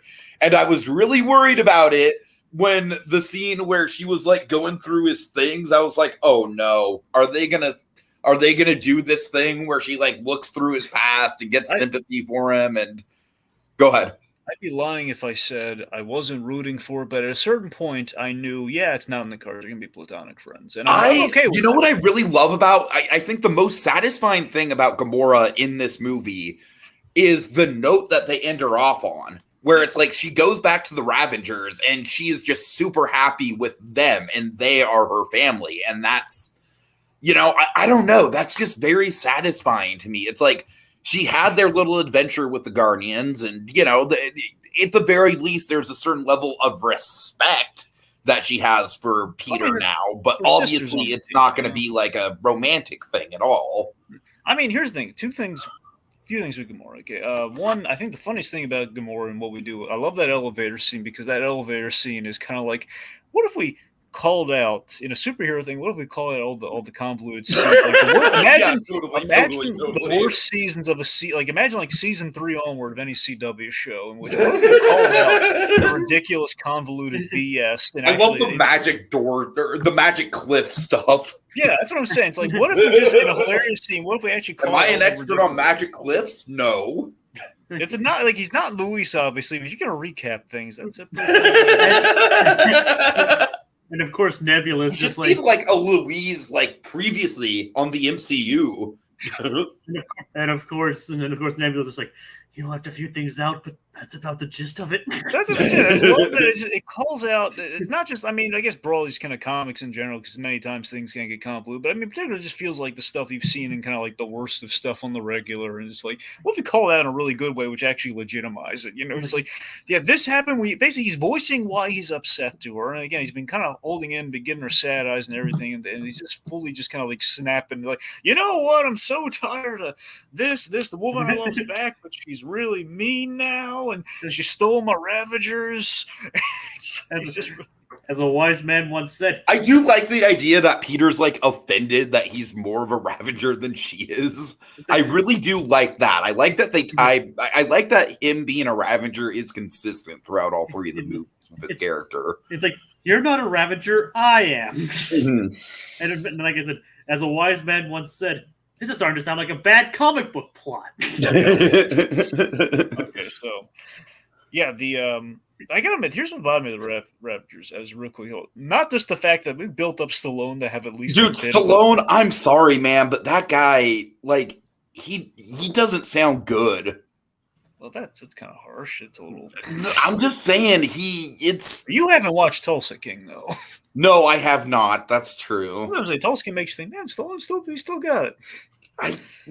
It feels, I don't know. I just felt like his performance in this, he only pops up for the one scene, but it just felt a little off. Well, again, that to me, out of all of the stuff there, man, Warlock being obviously, I think most people were invested in going into this movie, but that one felt like, of all the people that got robbed of screen time, I was like, we built up, absolutely, no question, yeah. We're going to be doing stuff. And it's like, but I mean, to be fair, what the hell was he going to do? I mean, this movie's already super packed with if memory serves, the whole gag and the expectation. Again, this movie, obviously, with how packed the Raptors ended up being, was that, hey, these guys potentially might be our next lineup of the Guardians. But ultimately, did not, Yeah. So, okay, I feel like at this point, maybe we should just go rapid fire through some of the other characters, like kind of a speed round of some of the other characters. Are you guys okay with that? Just one sec. But first off, we've already talked about Quill, but so can we mention something historic that happened in this movie? Yeah. The MCU's first F-bomb. Oh, yeah, for sure. Oh yeah, it's like, I mean, I remember when there were news articles written about this thing. It's like, and it's kind of an innocuous. I feel like the F-bomb was kind of like the smoke screen to distract people from the truly fucked up stuff in this movie. Oh yeah, for sure. It's like, oh, don't mind all this this body horror, animal torture. There's shit. There's an F-bomb in the movie. Look away. Look away from all the body horror, animal torture, things like that, and hey, it's the MCU's first F-bomb. Open the fucking door. Ignore the fact we shot an otter. We shot an otter on screen in a kids' movie. Forget that. Right. I think this movie kind of cements stuff as definitely not a kids' movie. Oh yeah, For sure. Yeah. It may be PG-13 and technically released by Disney, but it is not a kids movie. Da-da-da-da-da. A family picture. I mean, it's at least. I mean, to be fair, like it is standard with the MPA to have, at least allow one F-bomb in a PG-13 movie. Sure. But still, Yes. Technically, the Rent movie has like 4. I've always thought that was a weird exception. The Rent movie's PG-13 and it has like 4 F-bombs in it. Yeah, Maybe. but there's like a weird technique. If you use the F-bomb in a non-sexual way, usually it's allowed in PG. It works in PG-13. Like if you use it in a sexual way, that's R. If you use it in a non-sexual way, that's for sure. I mean, the MPAs. I mean, sometimes it really depends on the movie per se. Oh, it does, Jacob. Absolutely.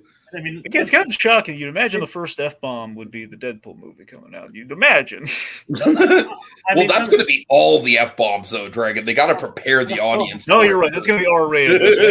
No, you're right. I mean, it's more expected with Deadpool and R-rating, but like even with Guardians, did have its more share of language. It's like it didn't get any worse, like beyond the usual stuff. There was an almost F-bomb in the first Guardians movie. It was not said on set or anything, but it was the fact that he says, "What the?" And then the light bulb goes off. I mean, you can see his mouth making the F sound. But you'll see though, he doesn't actually mouth the words. That's how they got away with it. He starts to do it. He says, "What the?" And he kind of stops, and then the pop. I mean, but it opens the door for at least more F-bombs in the MCU. No, it for sure it does. I was being kind of facetious when I called it historic. I mean, against the first time it's happened. It is historic, Jacob, honestly. After like over 20 movies, over 10 years, like it is kind of a big deal. Yeah, I mean, like I said, I was being half facetious, but yeah, it's like, I mean, we've seen it in like obviously in like the other Marvel movie, like all like the recent Fox X-Men movies. Like, right. At least one there, like in there, but here to see Peter Quill just say it, and the funny thing is, it's just like an innocuous situation, like just telling Nebula how to open a door. Okay, that actually, can I transition into like I really want to talk about Nebula because, frankly, I think outside of Rocket, I think Nebula had one of the best arcs in this movie. I really love what they did with her.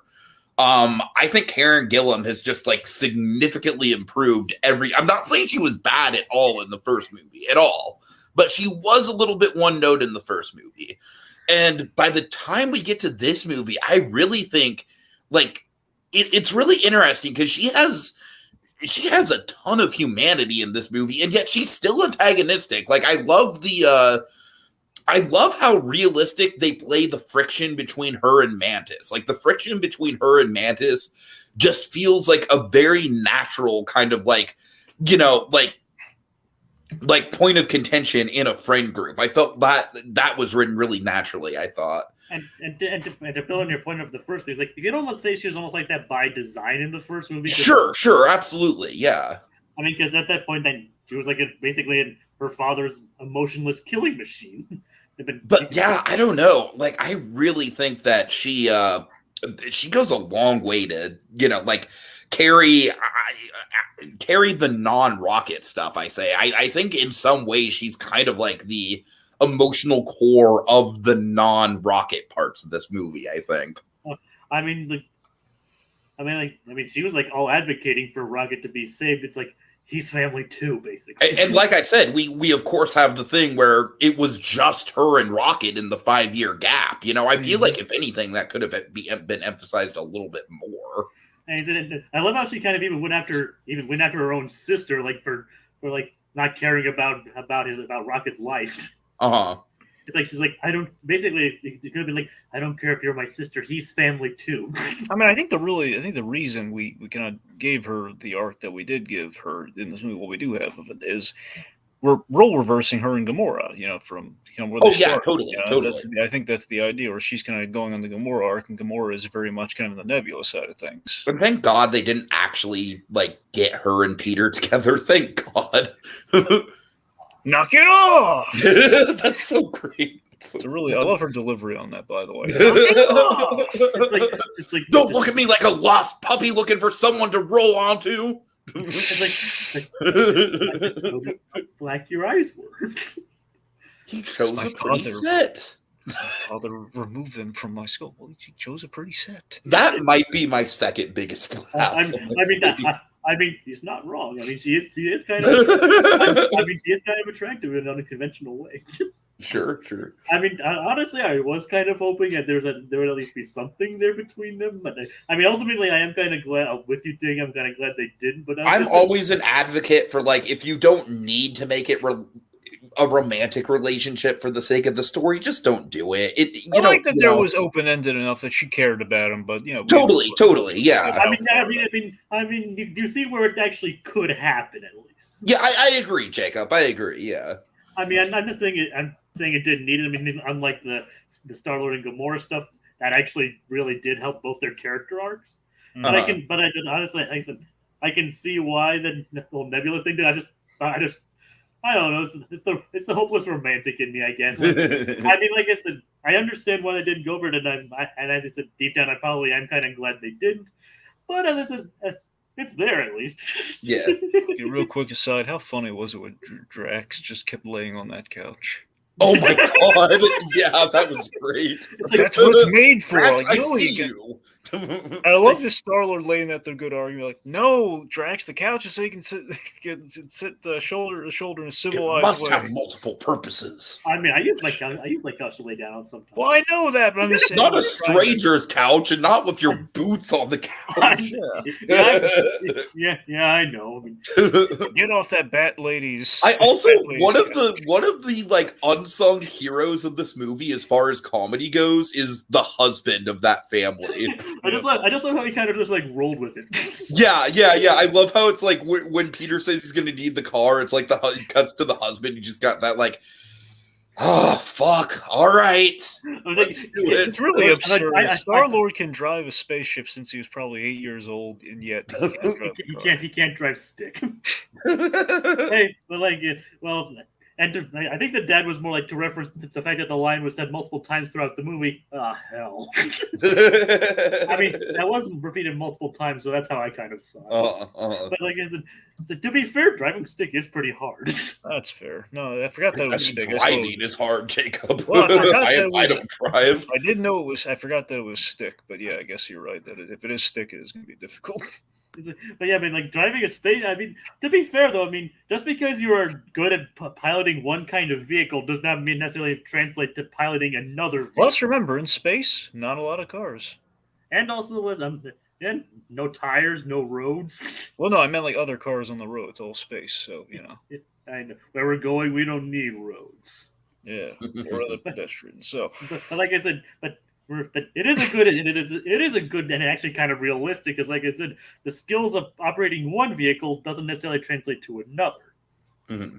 The fact is, we have a lot of good Drax laughs in this movie, but I think ultimately his arc is that we kind of call out the whole man. We kind of call out, people have called it a mistake. I think we can now look at it as maybe an arc in which, Drax, he started off as very traditional, like the very literal, very kind of like a guy lost his family, and ultimately we kind of made him dad, Drax the dad, instead of Drax the Destroyer. Made him kind of the clown. Sure. But, it was kind of a beautifully sad yet funny scene where Mantis is giving her defense of Drax, in which that's a really well written scene, man. I feel like that scene is like a great example of how these movies can have like heart and pathos and humor like all in the same beat. Like while she was like standing up for him, she also called him stupid at the same time. But I love that the way Batista played. You think I'm stupid? And he feels really sad about it. And then she says she doesn't like doing this, but she she kind of doesn't use her ability on her friends to make him feel better. Says like make them all happy again, make them forget that I said that. I mean, it is kind of like a cop out on her part, but. No, it's a cop. It's a sad. That's what I'm saying. That's kind of a bittersweet cop out. I felt it was like, oh man, Drax's feelings got hurt, and she did something kind of cruel there. Where obviously in his defense, but the fact like she made him forget all about that. She kind of took that from him. Yeah, sure. Yeah. I mean, it's more like also just like the whole gag that we can assume has just been going on. For this is hilarious. The fact that every time they infiltrate a place on a job, it's like you are madly in love. with him. With him. I love Dude, the guy playing that security guard, like, I have no idea who that actor is, if it's a cameo or anything, but, like, holy crap, that guy's comedic timing is great. I just love just how uncomfortable, but like he's still kind of flattered by Yeah, but he's like going with it, but he's clearly like, oh, fuck. Because at the end of the day, Drax likes being. You know what it is? At the end of the day, Drax likes being the prettiest girl in the room. He does. He likes. It's just like he's just like straight up, not this again. I mean, he is the only one who had any sort of vanity over wearing the uniforms. There you go. You know, questions with my eyes. It's like not this again.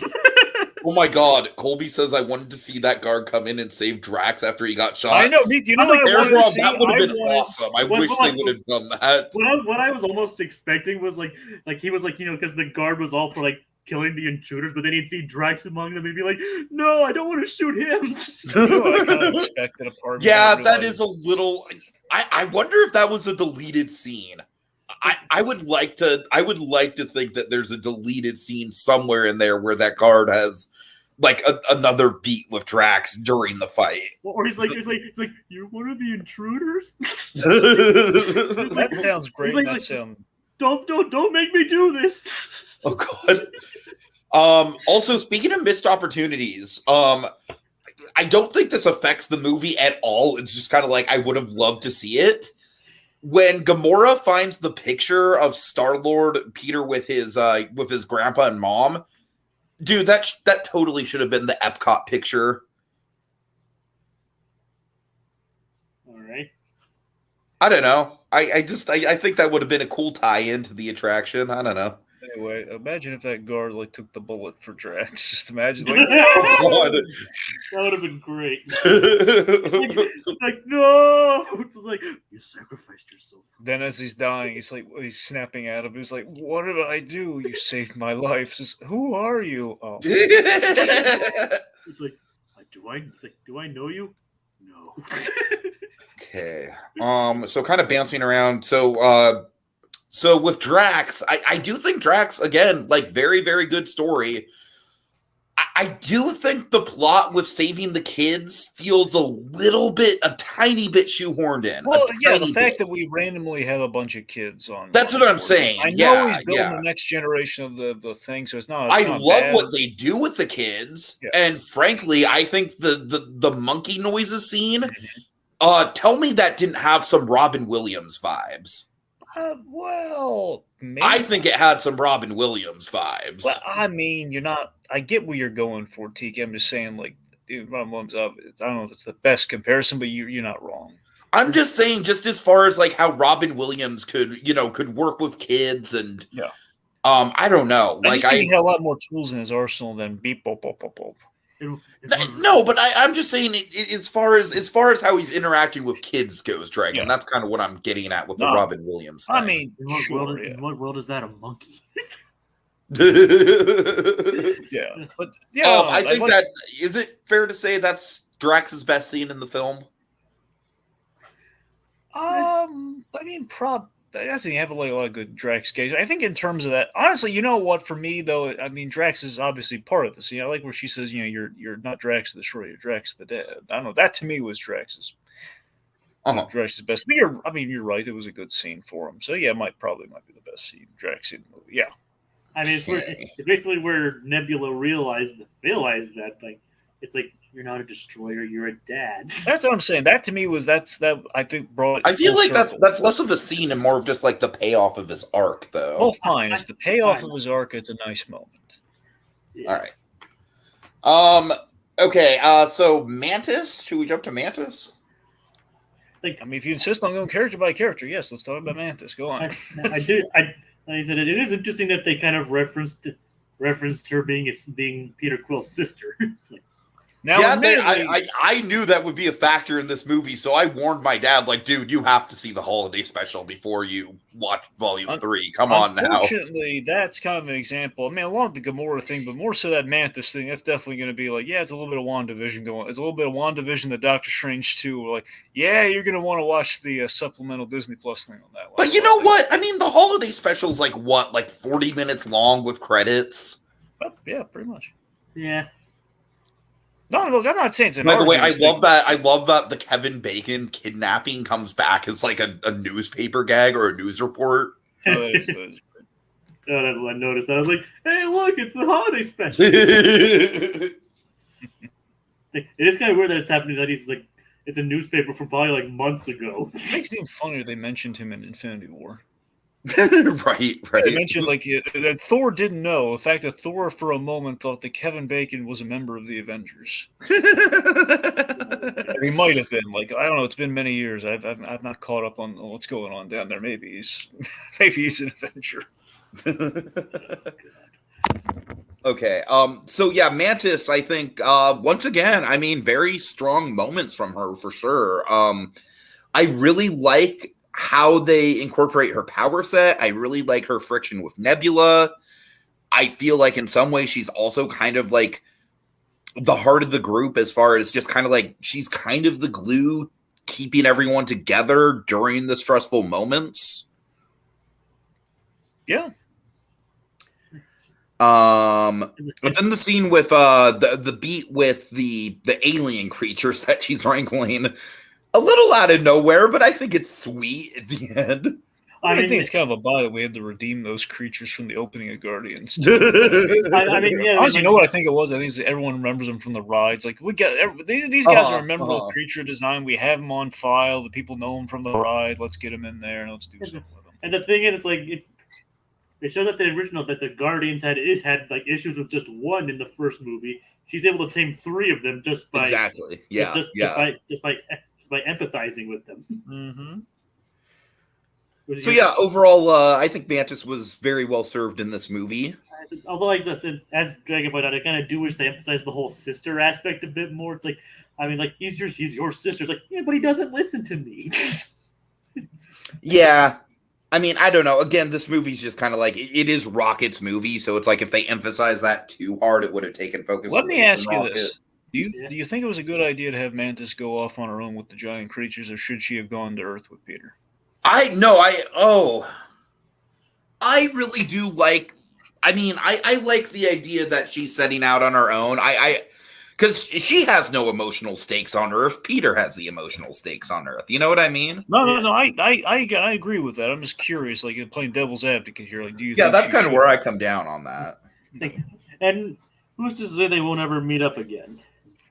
That's true. Okay, so let's talk about the big scene. Everyone, the scene of the visual of the movie. Everyone. No Sleep for Brooklyn. What? No Sleep for Brooklyn. Well, I mean, I guess we can talk about that. Sure, I mean, we can talk about that too. I was going to bring up the baby raccoon thing. Let's talk about yeah. Wait, what baby raccoon? Yeah. I know what you're talking about. Yeah. So okay, but yeah, so the hallway fight. Oh yeah. The only thing I will say about this is absolutely like it has nothing to do with the actual movie, but the fact that we just used this song in the Mario movie to a much, much, much less effective degree, like it still kicks ass. It's still an awesome, like all-time great MCU action moment, I think. I mean, it's like you want to talk about a hallway fight. It's like, Dragon, what's so great about this is like it's essentially like the kind of like the visceral sort of like free-flowing nature of the Netflix MCU hallway fights, but on a big cinematic scale. Well, I think the best comparison is that in the last episode of Defenders, they went for like a not a hallway fight, but it was a group fight in the cavern. But obviously Netflix perfected the whole all these hallway centric fights. And the fact they kind of built into like they had like a no budget version of like the group hallway, like oneer fights, and now we finally did it in on upscale big time in the Guardians. I mean, it was like a group fight in a hallway, and we kept it one shot, and it was amazing. So satisfying. I love that.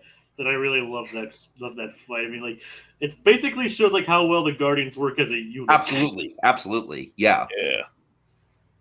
Yeah. Okay, but yeah, Dragon, back to why don't you go ahead and set up that visual you were talking about?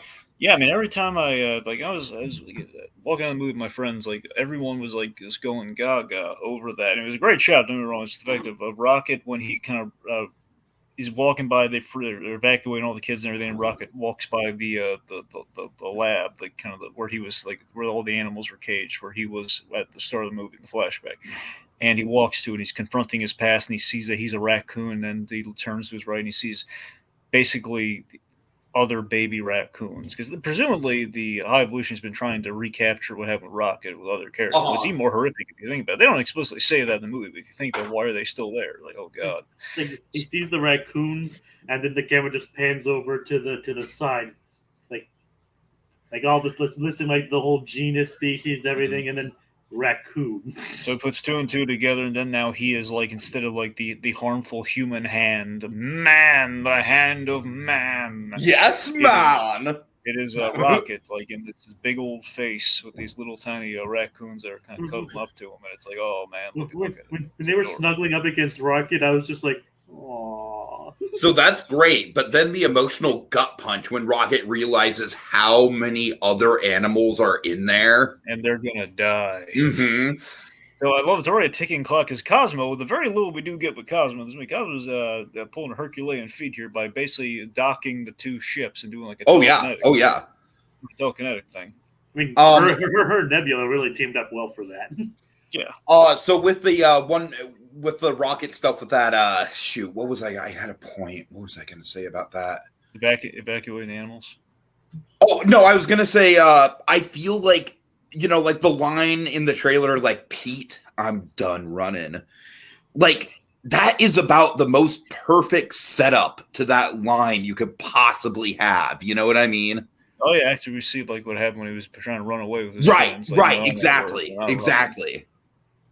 Yeah, we're fighting this guy, and they have all the Guardians kicking the crap out of the High Evolutionary. I really love the fact that the High Evolutionary really doesn't get a proper, like, action sequence with the Guardians, really, if you think about it.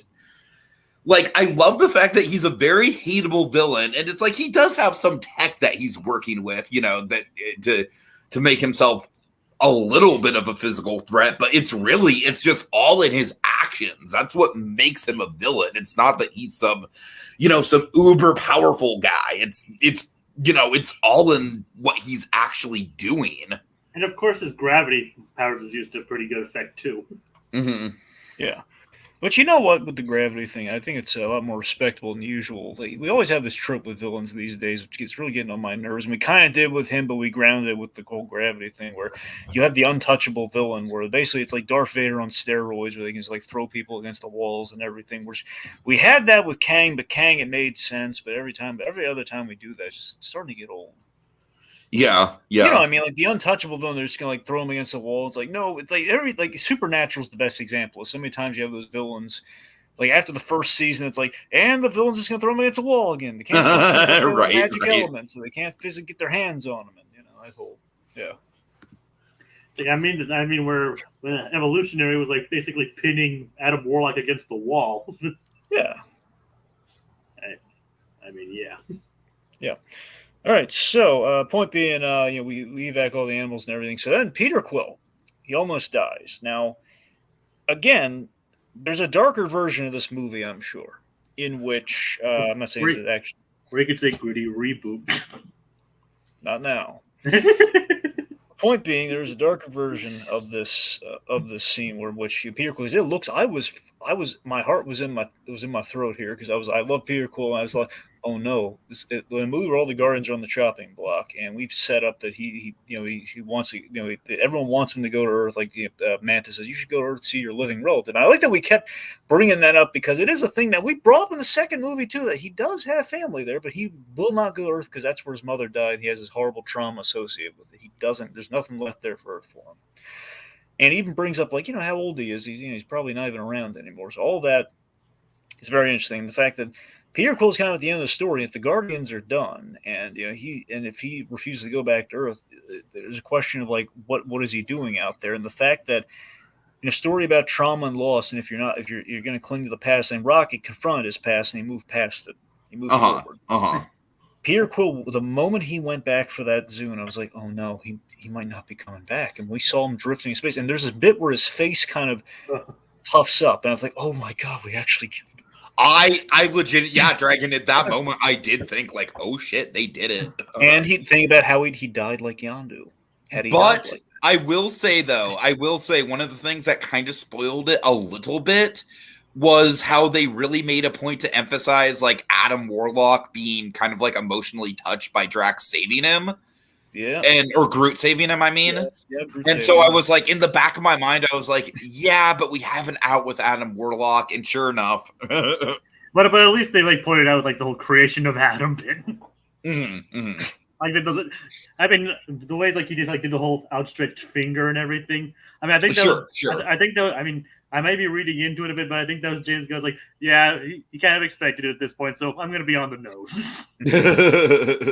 But anyway, so I'm glad. Look, I'm glad Star-Lord did not die. But again, that's what I'm saying. James Gunn, he did come down on the whole like, let's go the more hopeful and like let's not go dark in the last outing. Let's just. But importantly, though, thing is that we have so much darkness in this movie in the first 2/3. It's like I feel like the movie would have been almost nihilistic if any of the core Guardians would have gotten killed off after that. That's the thing. That's the impressive thing about the movie is the fact that we can go dark and we can have the stakes there, but we don't have to. It's earned that we don't have to kill anyone for shock value or for like to add like edge. It's the fact that like we can go up to the line. And you never want to have a fridging situation. You know what I mean? I suppose so. Sure. I mean, being nihilistic can work to an extent, but like, But I think this movie treads the lines. Like, as you said, it goes dark, but it doesn't, go completely, like, grim dark. I mean, also, the interesting thing, too, if you think about it, is that each Guardians movie has ended on a death. That's true. Character. I would argue that this movie ends with the death of the core team. Yeah, I mean, it's a good argument to have. I suppose you're right. Yeah, I mean, it's kind of the symbolic death. Yeah, exactly.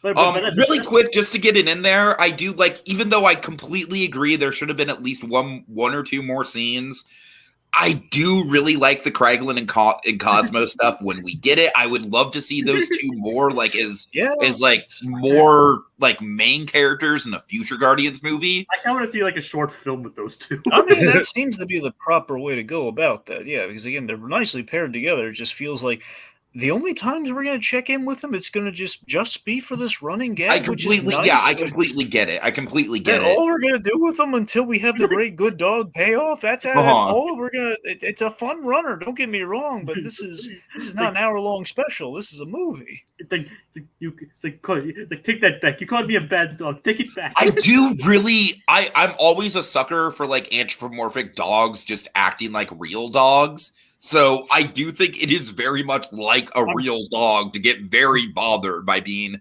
called a bad dog. I mean, technically, she's not even anthropomorphic. She's just more like telepathic. That's true. Yeah, it's more like an actual dog that can just it's telepathic and can talk using like a module or something. But it's just like I am a good. It's like I'm not the bad dog. Take it back. And Kraglin, I don't know, man. Kraglin's always been kind of like a personal favorite of mine throughout. Yeah, I know. I love Kraglin. I wanted more of him in this movie. Yeah, I hear you. I mean, and that is James Gunn's brother too. Yeah. And also, he plays Rocket, it would be fitting that we give him a bigger role in this movie after all he's put in. But I still think Kraglin had a bigger role in the second movie than this one. I think the second movie was the biggest Kraglin movie for sure. Yeah. And I think the second movie also has like by far the best Kraglin moment at the end. Yeah. It's like, yeah. Yeah, exactly. I honestly wish we would have gotten a little bit more of the Arrow stuff. Like, I love when Kraglin saw Yondu for the brief moment. Okay, Peregrine, you know what I really love about that is that in my own headcanon, I feel like that puts Yondu's ghost from Mission Breakout into continuity. Well, not really. But... No, I know it's not actually a ghost dragon. I know, but I still think it's kind of funny that Yondu's ghost is an Easter egg that exists, and then he pops back up here. I don't know. I mean, I gotta be honest. I love the fact that Yondu shows up. A part of me.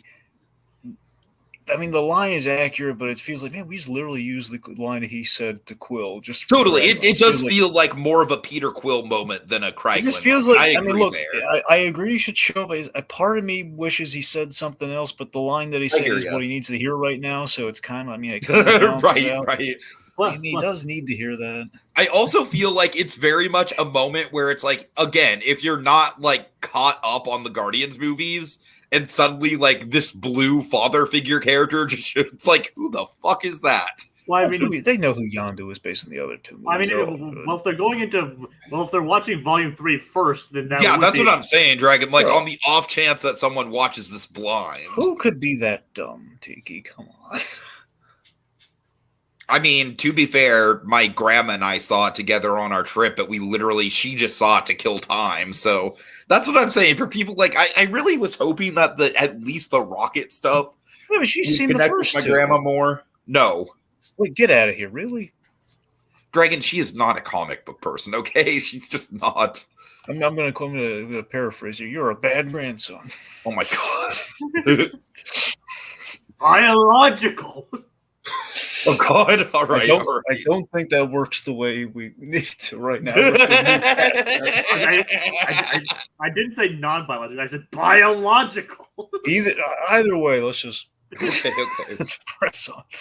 I know. I was being facetious. Okay. Anyway, so I guess our ending here. So the Guardians break up, but it's not. They're living on in a new form, and importantly, it's Peter Quill passing the torch. In this case, passing the Zune onto Rocket. It's like, and I just like the. It's like. I mean, the first we hear about it is Rocket just going, "You're leaving." Yeah, but you can tell it really hits Rocket very hard. So that's the thing. We kind of the movie again being about loss and about trauma. We've confronted the trauma, and we're kind of looking at loss through a different prism, where it's not loss, it's just kind of growth. In which case, like, no, you're not losing your team, you're not losing your friends. They're just going off into doing, basically having they're splintering off into their own adventures. And I mean, you know what I mean. The passing the Zune is Peter Quill like leaving behind the music with the music crutch of his mother's, kind of taking possession of that. And also it's the payoff to the captain thing where Rocket and Peter were getting that feud over who's the captain of the ship, and he's now passing the mantle on to him. So not to mention that the Zune is actually from Yondu as well. Yeah, there you go. Yeah. So it's like things. It's like it's all yours, Captain. Very nice. And when he saluted Rocket, it's like, oh. Yeah. So again, we leave everyone in a good place. So our new Guardians lineup, we get that. Well, first off, I mean, again, my heart was so elated seeing Peter Quill reunite with his grandfather, who we reveal his name's Jason. So in a sense, we got the comics thing where his father, the father in the comics name was Jason. So Jason is Spartax. Yeah, so we kind of found a happy medium there. So that was cool. One of my best friends actually just recently lost his grandpa. Like, I'm saying, like, within the past week recently. Mm-hmm. So, I mean, you can imagine, like, I was emotional for him watching that scene. I fully get it, man. Yeah, seeing that reunion though just elated my heart so much. And like, if he's gonna come, he's getting the warm reception from him and everything. It's just it makes you want to call your parents. Oh yeah, absolutely. I also think that starting with Creep and ending with The Dog Days Are Over, just brilliant bookend song choices. I love it. For the individual movie like, because of course the trilogy itself has a different bookend. Oh, Of course. Yeah. which we will get to in a moment, as Dragon was probably leading up to. So that's the thing. So we end. So that's pretty much where we end, and then we get to our post-credit stuff, which is kind of a nice little epilogue moment. So, I will admit I'm not really crazy about the post-credits stuff. Really? I think the first one's better than the second one. The second one I could honestly kind of do without. Well, admittedly, the second one is likely setup stuff, which is kind of like a mandate with the MCU. But again, primarily the real post-credit scene is what we get with the epilogue with our new. You see our new Guardians lineup. That's fine. I don't mind that at all. Talking about their music choices. Right. But yeah, so the Guardians, new Guardians lineup, we got Rocket, we have Kraglin, we got Adam Warlock, and I hope I'm pronouncing her name right. We got Fela. Now, Fela is actually a cool Easter egg because she's one of the kids that was liberated. But the cool thing about that is that she is she's a Guardian in the comics. Yeah, but not just she's Guardian in the comics, but particularly one from the run from 2008, which inspired the first movie. So that's nice. That's the cool little. That's of all the lineups they could pull from. It's like, hey, we found a way to work her in there in the the very end of the movie, and also Groot is in there, but not just Groot. He's like giant Groot Like right now. I take it to call him like a Titan Groot. Titan Groot. We got What Titan. about Groot. Kaiju Groot? Well, we had that earlier in the movie. That's true. That's true. I mean, that was hilarious though.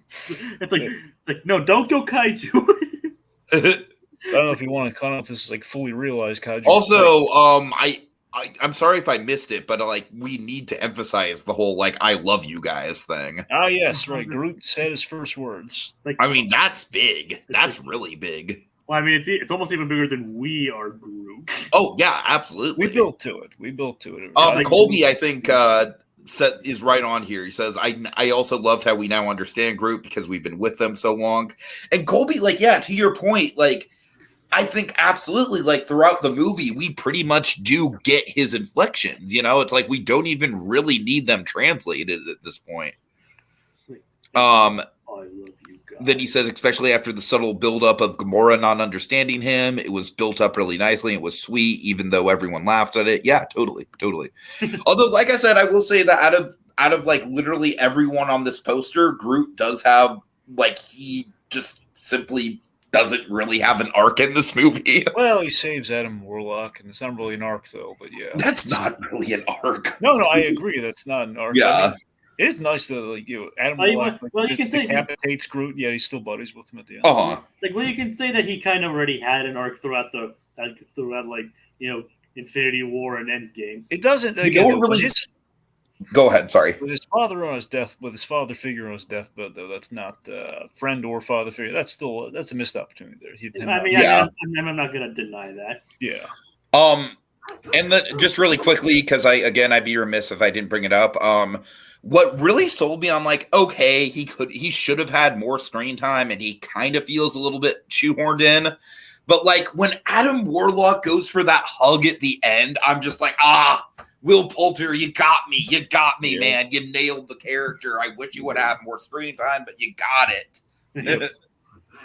But of course, he'll probably have more time to shine as a member. Yeah, absolutely. Like that hug in particular just makes me really want to see like where they take that character next. I love how like awkward it was. Like it's just like it was awkward, but also super heartfelt at the same time. It was exactly like what the character is. It's like he wants to connect with humanity. He's just not quite sure how to yet. Especially after the death of Aisha.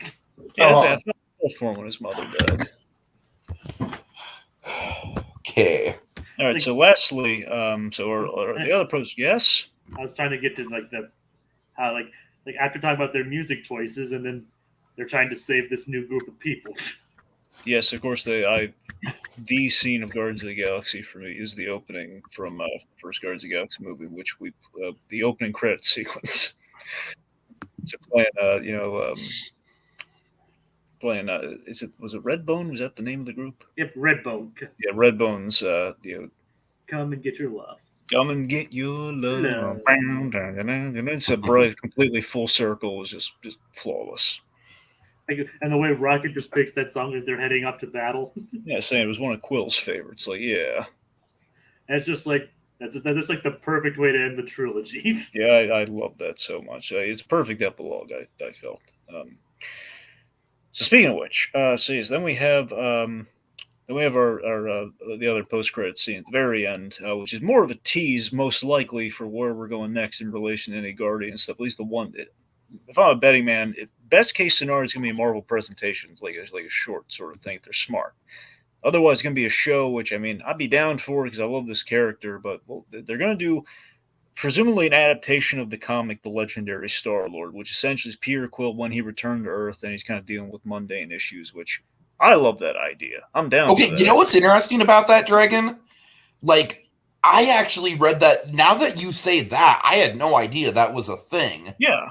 I actually read, like, when the Legendary Star-Lord will return popped up, I actually read that as, like, sarcastic.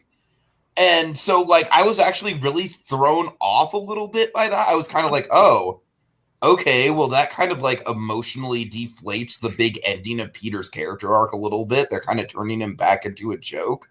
But no, okay, like if you're saying like it's an actual storyline, that makes it a little bit more palatable. I mean, it's twofold, Tiki. It's an actual storyline, but I think the way the putting the dramatic text on screen is a gag. But yes, it is. Of course, that is what the name of the series, the comic series, was, and that's essentially what happened when he did return to Earth. We basically saw, and this is like a recent thing, like probably dating a few years back, probably around when the first Guardians came out. They were capitalizing the popular Star-Lord. They put out a comic called The Legendary Star-Lord, which was him on Earth. So it was like 2014 or 15. So between the first or second Guardians movie, they did that comic. And now, let me bring up, before I forget about it, because I almost forgot about it, one fanboy quibble that also is a plot. It's a nitpick in this. Well, I don't know. It's a plot convenience in this movie, but it's a fanboy quibble as well. All right. I've loved the redesigned Star-Lord for the Guardians of the Galaxy movies. You give him the red coat and everything. We put him in we put him everyone the Guardians in this movie put him in the blue costumes which they had in the comics, which looks great. One of the things aesthetically I love about this is that we finally, after 3 movies, we justified putting them as they do in the MC. We build to like the full on off the page comic. So we took the boring Star-Lord in the comics, but we made him a lot more interesting along the way. So we put him in that costume, and he's finally interesting. But there's one major flaw with this costume. Don't know. We gave him the cool mask in all the movies that he puts on when he's flying around doing his Star-Lord stuff. We finally put him in the blue outfit, yet no mask. yeah. It's not that hard. It's like plus. I don't really mind that, just because like I feel like the masks at this point, it's a little bit visually derivative of like Iron Man and Ant-Man a little bit. But it's not that. It's like a functional mask, and here's sure. I feel you. And to be fair, the first one did come out before Ant-Man. That's true. That's true. Yeah. But here's the actual plot issue. It's the fact that he's dying in space because he doesn't have the mask. Because he doesn't have the mask. Okay, Dragon, you know what? That's a damn good point. See, in Guardians 2, the mask broke, and that's why Yondu had to save him, because we saw it break in the movie. And he had it in the Infinity War movies. Okay, so there's no reason he shouldn't have had it here. I guess James Gunn said the mask had to be let down because they had to flee to save Rocket. It's like a little thing he clips on his ear. It's not that cumbersome. Maybe they should have at least like emphasized that like maybe he was like trying to go for the mask, but then like there was like a big piece of like, like something got in between him and the mask or something, and he physically couldn't reach it. I don't know. If so, that was very obscured. If that happened, that was like there's a lot going on in that sequence. If that happened, okay, I mean, come on, that's at the very least. Given just how useful that thing has been and everything's like, oh no, I should get my mask. Also, where I keep missing this in all the Guardians movies. After the first movie, they ditched like the little rocket boots thing that he had. And I think he sometimes has it, sometimes he doesn't. So it's like yet again, no rocket boots. Anyway, point being, I missed the mask, I missed the rocket boots. But otherwise, you look great. All right. So, final thoughts, guys. Final thoughts. I mean, I love the movie. I thought it was great. Again, I still don't hold it above the other two because again, I think